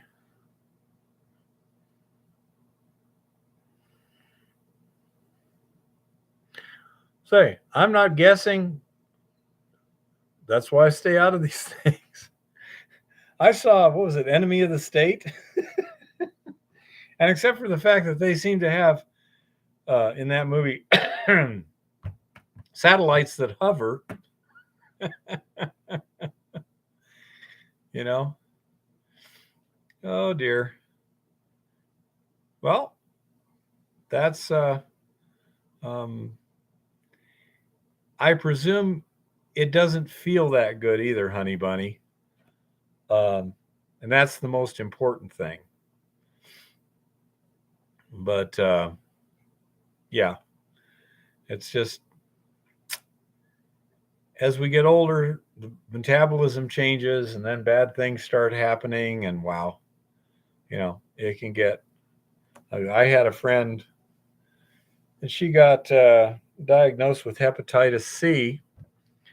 And so they put her on the treatment at the time, which worked, but it was 6 months of pain and everything. And she went out and got, well, that's no good, honey bunny. At least they failed. But she got fat during that time period. She was never able to lose that again. And eventually, yeah, I think it was interferon at the time, Chris. Interferon plus something else. And she just got, I mean, she was, I think, almost 400 pounds at times. And got to the point where she couldn't even breathe on her own, I guess, because all the weight and stuff.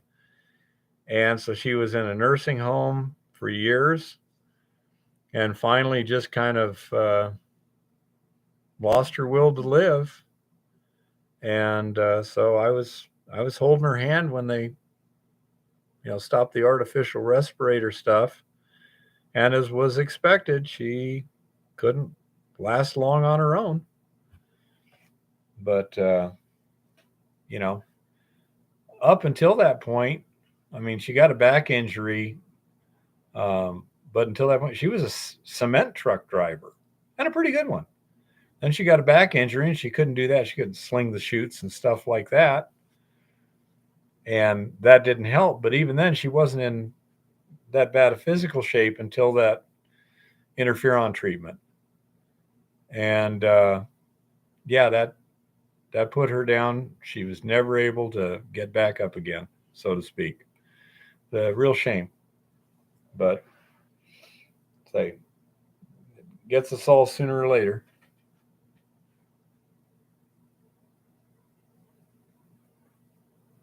Huh.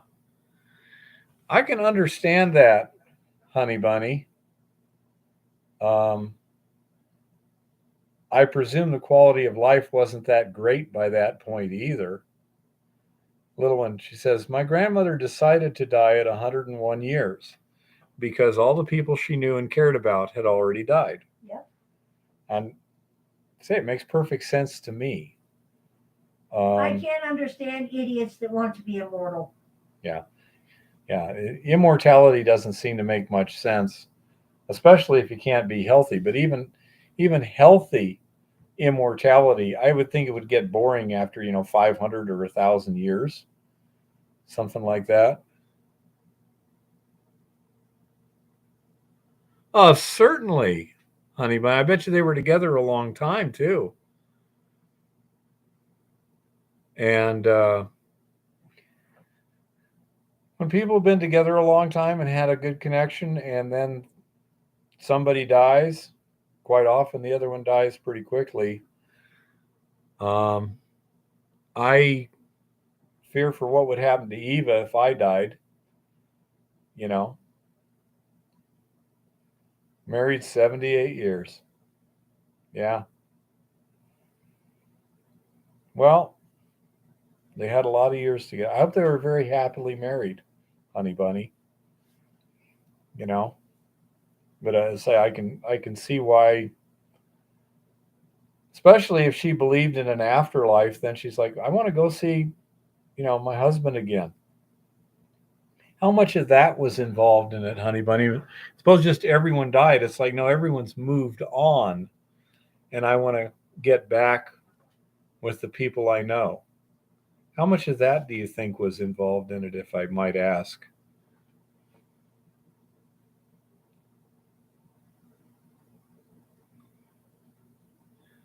Yeah, that's another one too. Um, my father died when I was a year and a half old, so that was no issue for me. Um, hard to tell, honey bunny. You don't know, you don't know. Um, all my life, I had my mother, my brother. That was it. We had a stepfather starting at age 9. Good man. Nothing bad to say about him, but again, he wasn't there all my life, and he had some health problems to begin with, so it was assumed that he was going to die before mom and everything. Well, Buddhism would make you not too afraid of the afterlife either.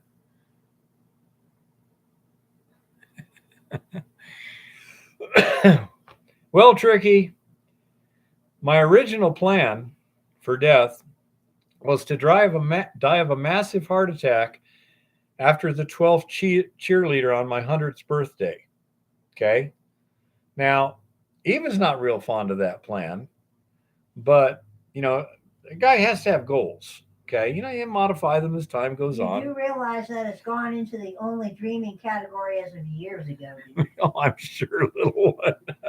Mr. Happy has become Rip Van Winkle. Ooh, harshness. It should be noted. Tricky, can you see if there's a sharp object sticking right there somewhere? I'm not sure, but I think I felt one go in. Well, it's not like you're young and limber anymore here. What do you mean? It's plenty limber.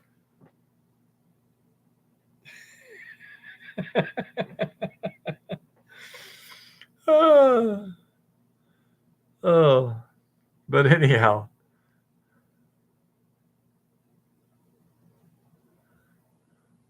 yeah, yeah, that would make sense, honey bunny.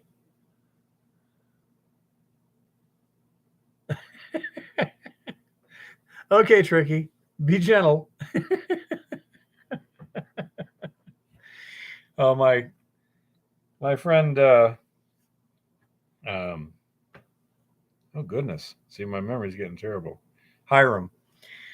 He said, you know, when I was young, all the joints in my body were limber except one. Now that I'm old, all the joints in my body are stiff except one.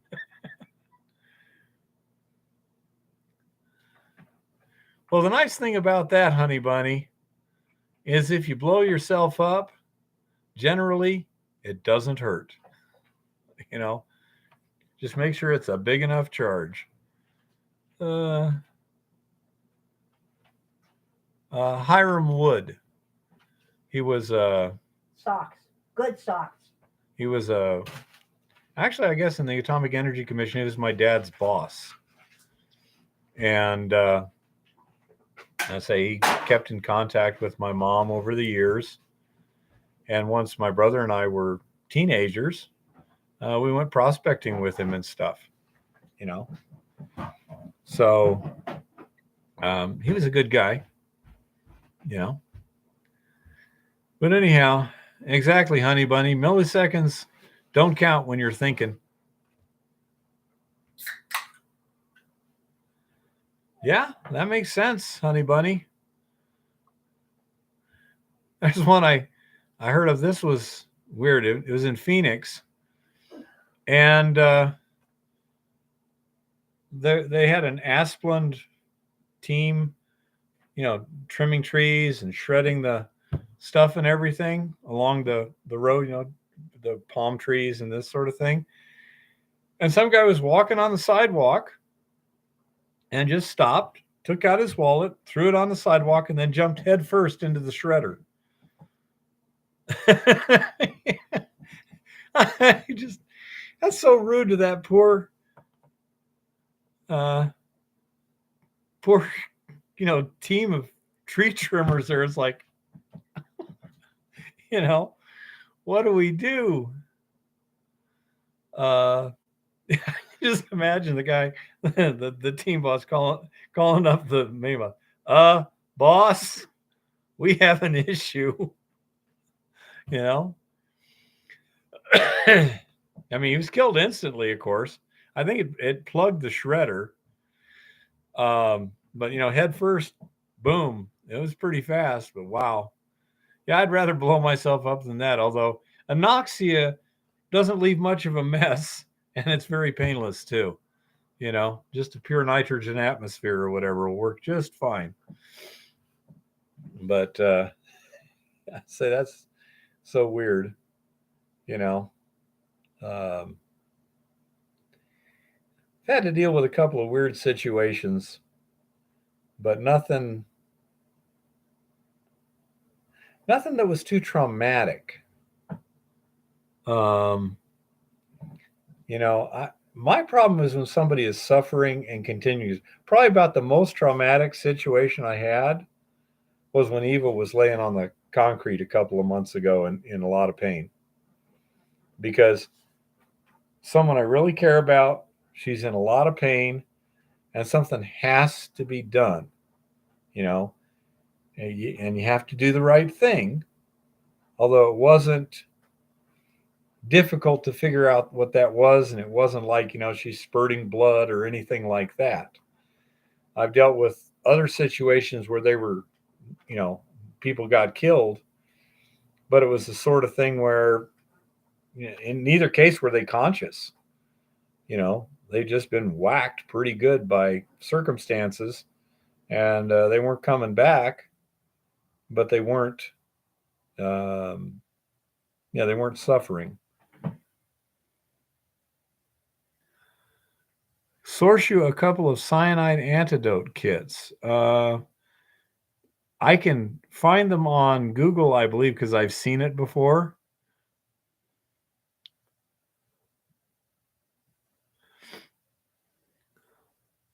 Yeah, not sure. In a case like that, make sure the rope's plenty long enough to keep you out of the danger zone.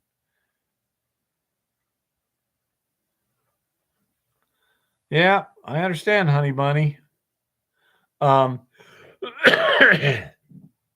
terms of cyanide antidote kits, first of all, do you have someone who's able to do injections on hand? Can't get that stuff here. You mean you'd like me to get you some and ship it? Is that what you're asking for? They're not real cheap. Last I checked, they were like about $800 each, which is ridiculous. But cyanide antidote Well, the kit. thing is, if they can't get them there, they may not be able to be shipped there either. I don't know. Cyano kit. BTG offered demos kits.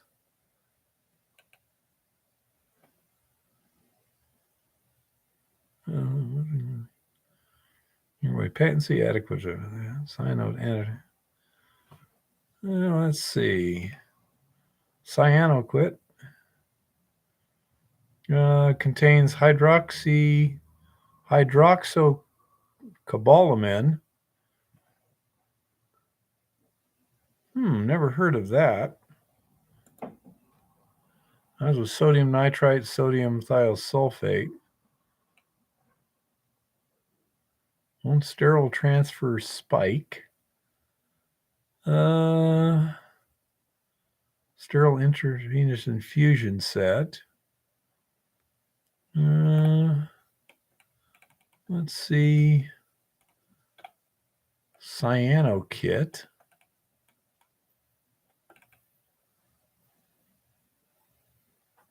Let's see, where's the price?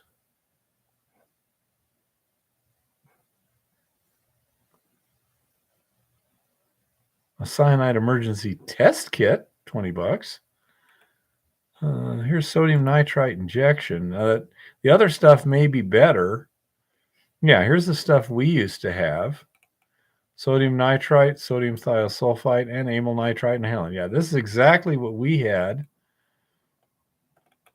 And let's see, what is the price here? How do you find a price?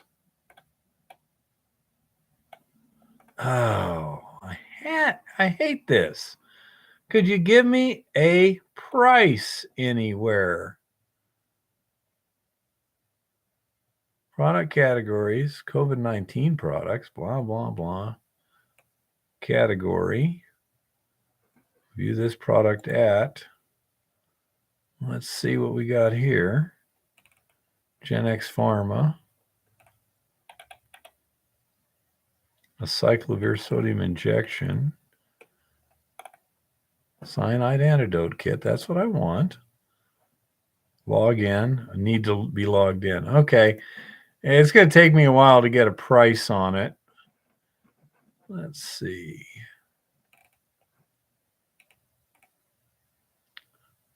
Nithiodate. There's apparently new stuff now.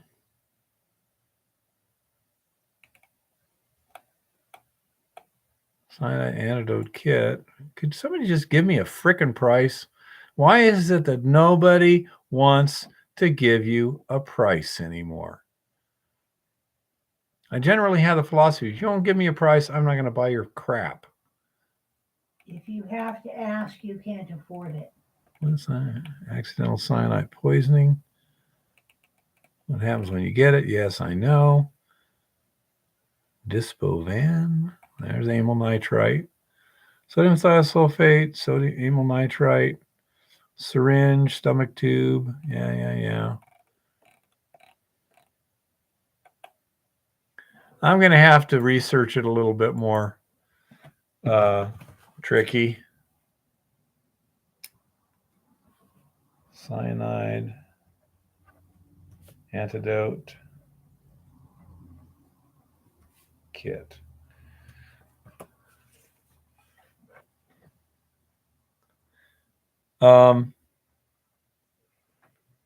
That's probably true too, Tricky.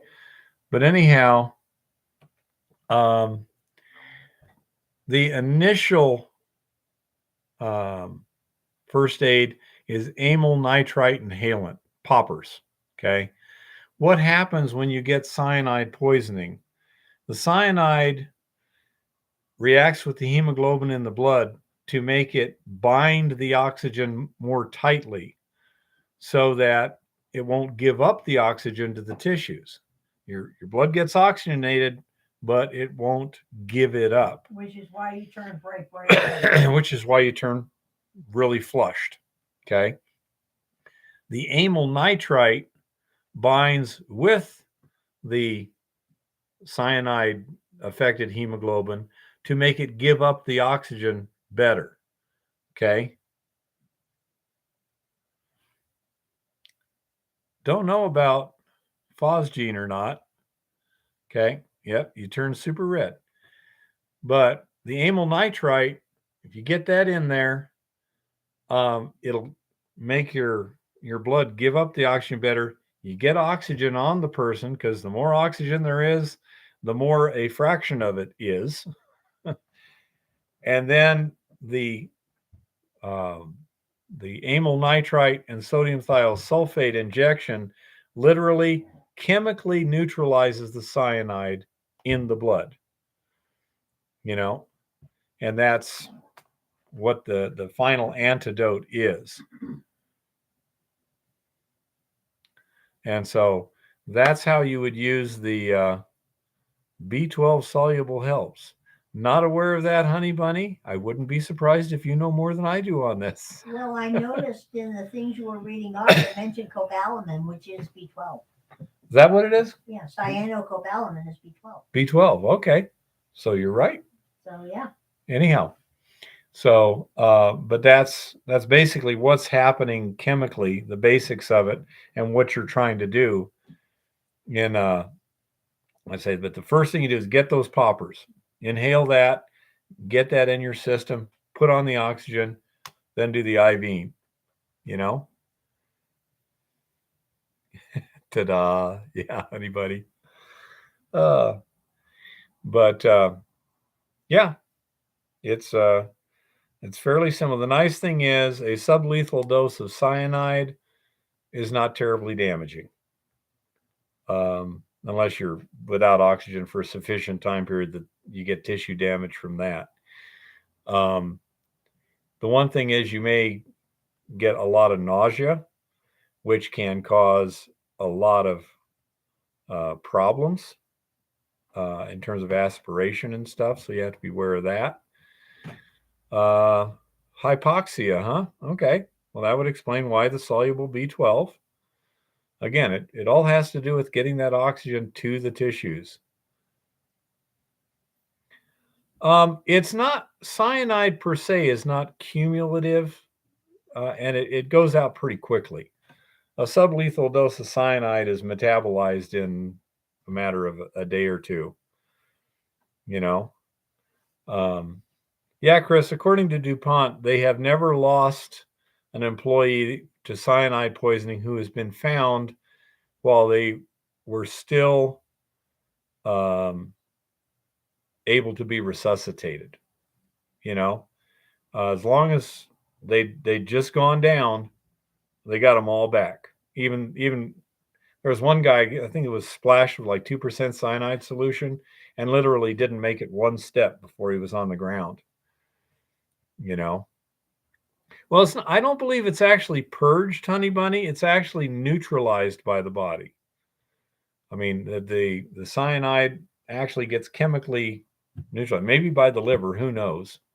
I don't know, but it's metabolized. You get cyanide in certain foods. Lima beans is probably the biggest one. That's fairly common, but your body can tear it up without too much trouble. Yeah, I would agree with that, Honey Bunny. As long as you don't lose consciousness, you're probably all right. If you get the kit, get it put in you, then you're probably going to be just fine. The other thing was the sodium nitrite, sodium thiosulfate are not highly toxic. So you kind of, I mean, there's like 2 vials of each. So you give them 1 vial of nitrite and 1 vial of thiosulfate, and look, and watch them.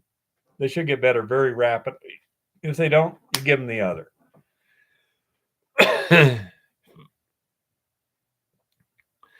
That's not what I was taught, Honey Bunny.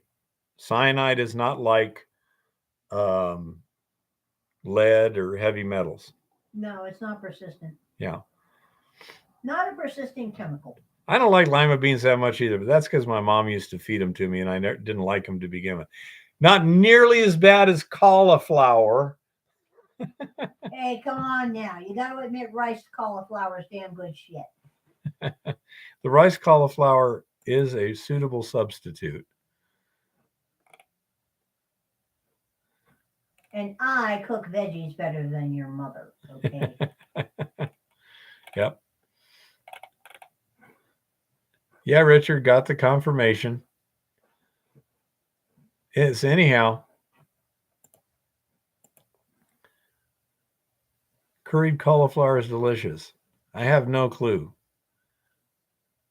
Curried cauliflower is delicious. Yeah, and that's it, Honey Bunny. Cyanide, if you're using it, you should have an antidote kit.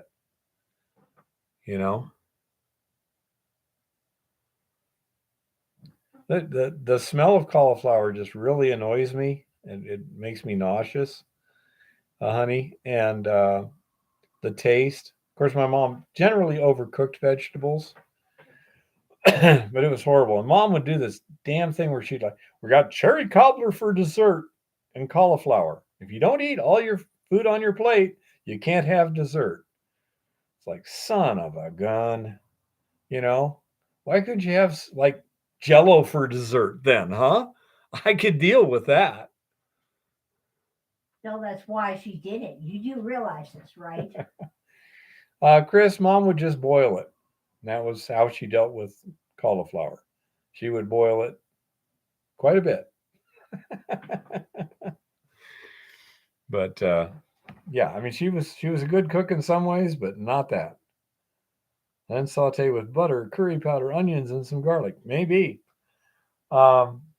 This new riced cauliflower they make, it actually has a taste and texture fairly similar to rice. It's not rice, but it's not a bad substitute, and it doesn't taste like cauliflower to me. It also doesn't smell. The sulfones have been. Yeah, and it doesn't smell. Let's say so. I mean, Eva made some like fried rice or something with the riced cauliflower, and that tasted fine. Not a problem.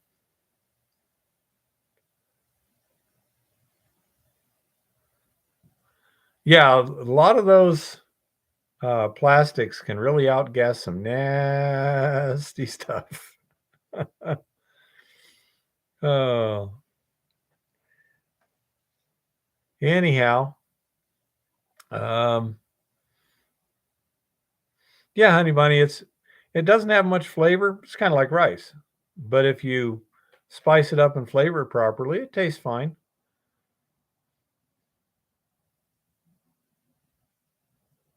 Huh? Cool, Chris. I'll try and broccoli's okay. I can do broccoli. Even I have a thing. She just doesn't make cauliflower for me. The rice cauliflower is fine.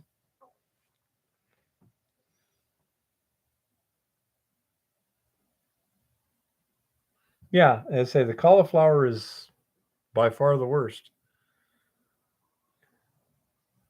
Oh, well, it's been 4 hours. What is your favorites? Oh, I did used to like rice a lot. It was good. Rice isn't a vegetable. Yeah. I wonder if you could make like a cauli rice pudding Yes, you with can. sucralose. You can make a cauli rice pudding. I ought to try that. It's fairly expensive though. That's one of the negatives now. Watermelon for the win? Nah. Watermelon's pretty so-so as far as I'm concerned.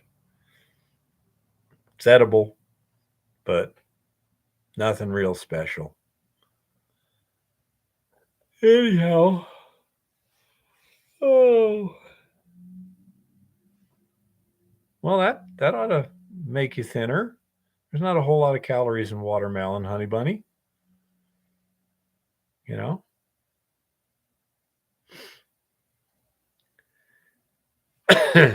Anyhow, stevia leaf seems to work okay. You're sick, Chris. Brussels sprouts and cauliflower are probably my favorite brassicas, then broccoli, cabbage, and on down. Brussels are okay if they're cooked right. Yeah. Cabbage is okay.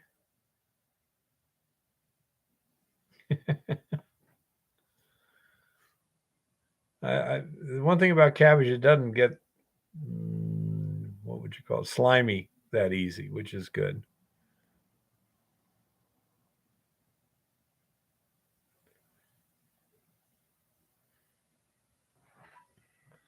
Yeah, I managed to get through this stomach surgery thing. The most I ever lost was about 5 pounds. And that was when I was sick with the head cold thingy.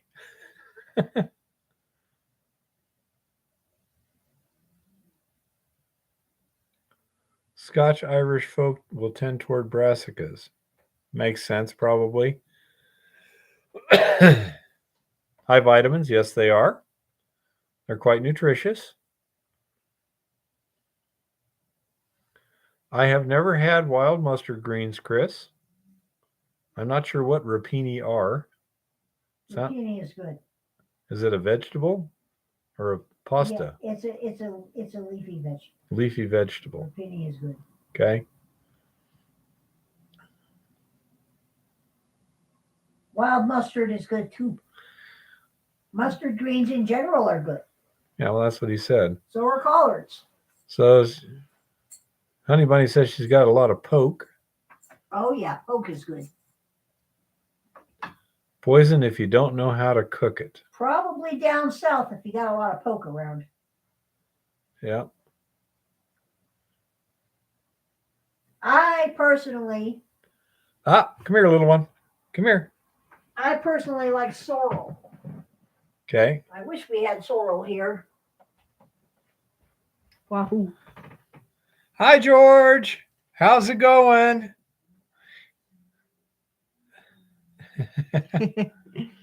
Hello, George. Oh. Oh, George. Yep. The baby's here. There's babies here. So. I love babies. Anyhow. So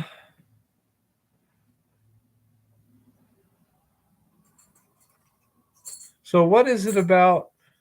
Oh, stinging nettles, huh? Okay.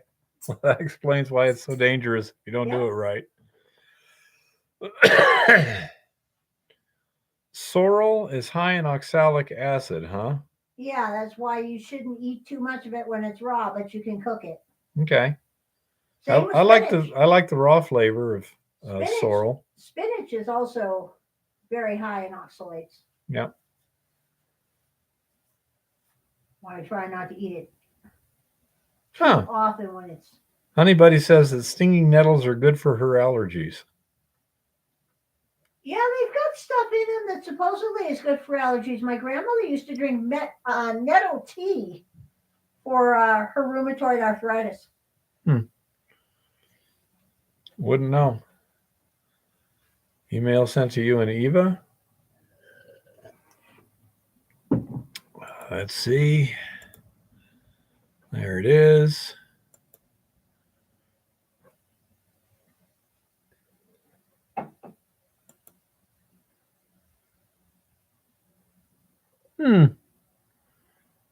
Interesting.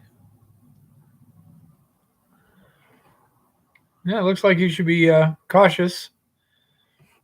Looks like the labels aren't easily read at this point in time.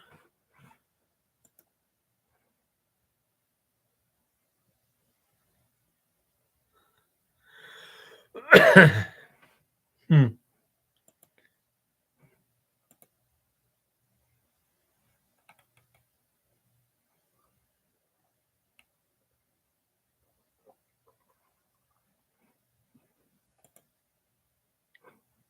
What's this? Oh, here's George, little one. You want to see what baby George looks like? Aww. Oh, he's so cute. Look at the cute little baby. Yeah. He looks happy there. Is he happy usually? I love babies. Babies are cool.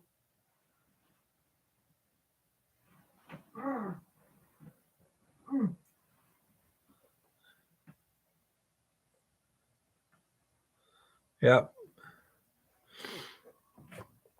I went to church this week, and one of the ladies had cooked homemade scratch biscuits. Oh, they were good.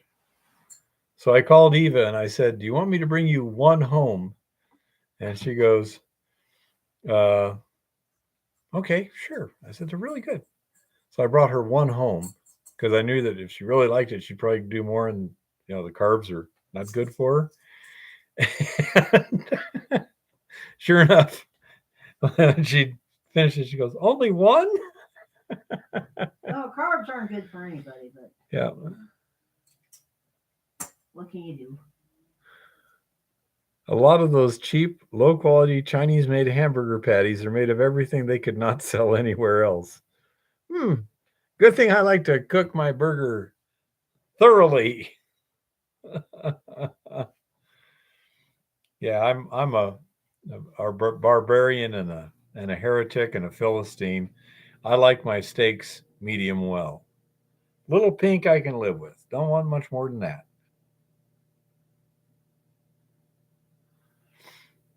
Yeah, honey bunny, when Eva went to that keto diet, which she did more for the fibromyalgia than anything else, she just started losing weight without hardly trying.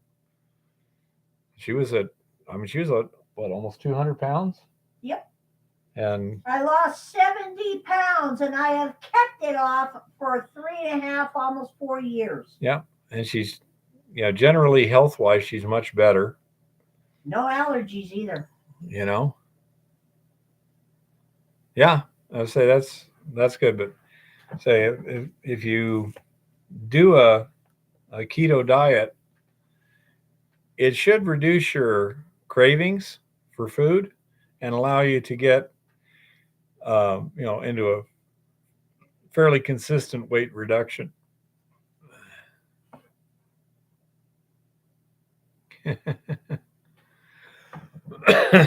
Yeah, Eva did it because her body carbs are inflammatory. And it also keeps my type 2 diabetes under control. Yeah. Can you tell us what you were poisoned with, honey bunny? 3% body fat is awfully lean for a woman. Extremely lean. Unhealthy lean. Yeah. Or she was Actually, it's unhealthy lean for a man, too. She was apparently quite physically busy. Yeah. Doing stuff. That low of body fat isn't healthy for anybody. That's why professional bodybuilders only do it when they're in a competition. Yeah, they lean down to that. She says she has about 12% carbs on average at the moment. What do you think, little one? Well, it depends on how many total calories she's eating. Yeah. She said hydrogen fluoride. That's what she was poisoned with.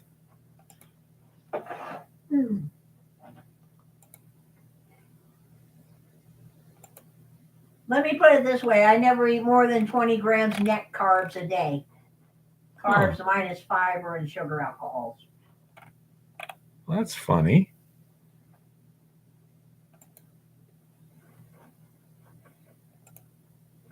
Okay, there you go. Well, Honey Bunny, that doesn't look like 3% body fat to me. It looks quite nice, but not skinny. You know? Don't believe any scale that tells you that, by the way. They all lie. Yeah. I mean, take a look at this picture, little People one. scales suck rocks. I say. We all know this.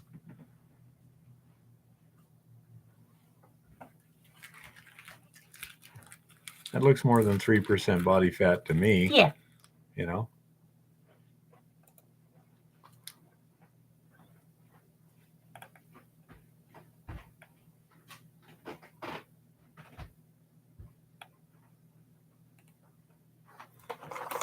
Why were you hyper aggressive, Honey Bunny? She says she assumes she's taking on right now an average of 1,375 kilocalories daily.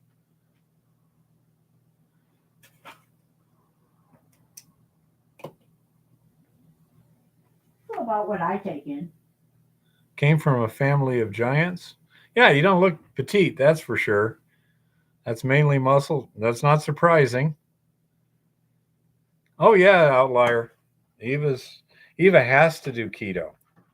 Say if she takes more than, well, like as I said, that biscuit I brought home for her, if she had eaten 2 of those at once, she would have been in pain. Physiological pain. I grew up in a family of crazy people. It's in our genes. Now, you said something about Irish there in the past. Would you be Irish? Well, you do That know could explain God it. invented whiskey because he didn't want Irish to take over the world. Yeah.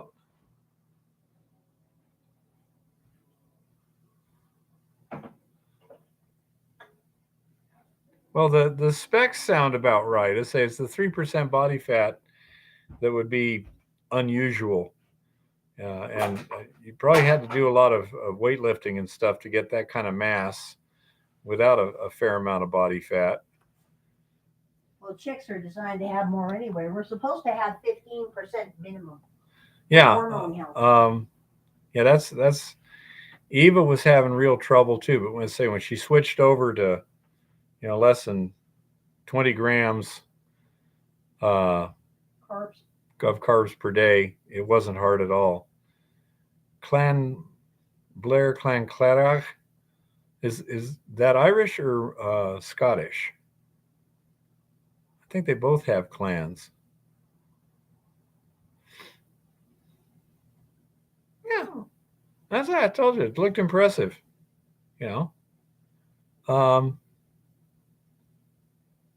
I don't know about the Scotch. Don't have the reputation for fighting for entertainment that the Irish do, but I may be mistaken. They may just be the Irish have a better PR department.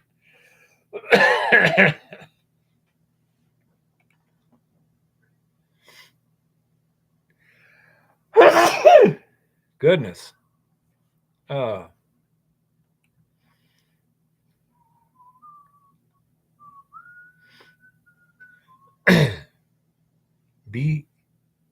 BTH?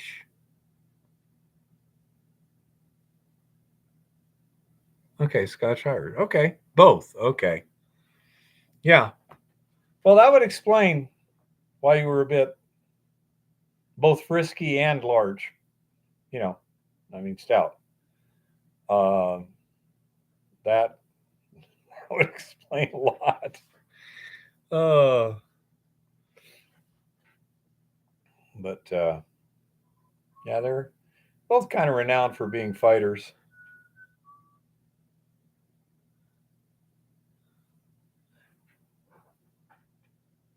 Yeah, Chris, I'm just not familiar with the Scottish clans. And definitely, the Irish are a joke in terms of, it's so stereotypical that they, fight. And But I say I hadn't heard anything Which is about why I never went to family Scotch. funerals. That's why you didn't go to family funerals, huh?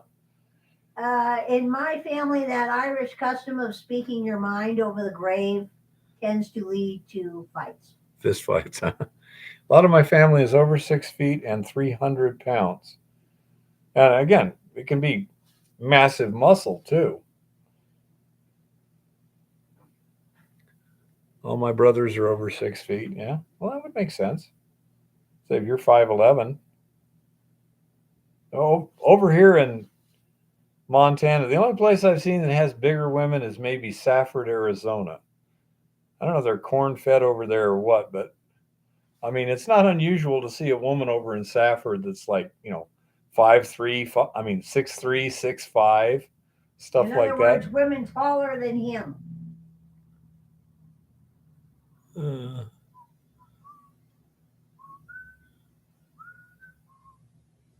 If you want to make an Irishman angry,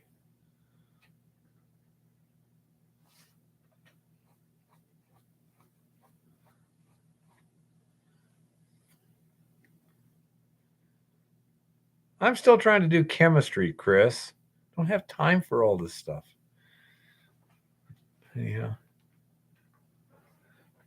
That a Catholic or a Protestant Irishman? I don't know. A different joke, Chris? I don't know these foreign jokes. Wow. Maybe a record. 4 hours and 20 minutes. Oh. Oh. Well, I'm starting to get kind of tired here. I gotta wake you up at 10 because you got an appointment tomorrow, right? Yep. Okay. I once was a man who was born both Scottish and Irish. He was not sure if he should be above reproach or beneath contempt.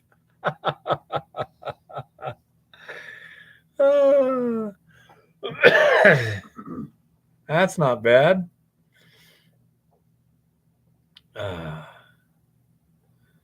Oh. All righty. Well, I think I'm going to call it a night. I think we had a good after Eva time here. That worked out pretty well.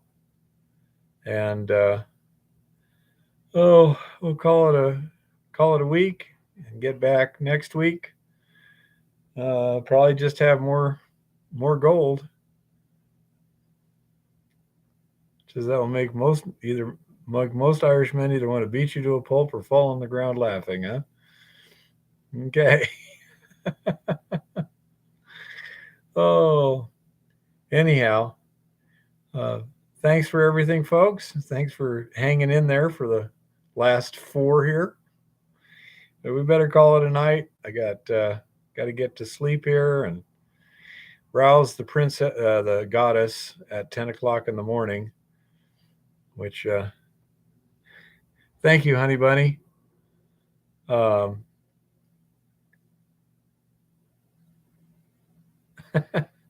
That's pretty good, Chris. Chris is pretty quick, honey bunny. You may have noticed. Chris says the most Irish response would be, so that's what the names of the twins were, huh? Oh, all righty. Well, everybody have a good week. Happy prospecting and keep it safe out there.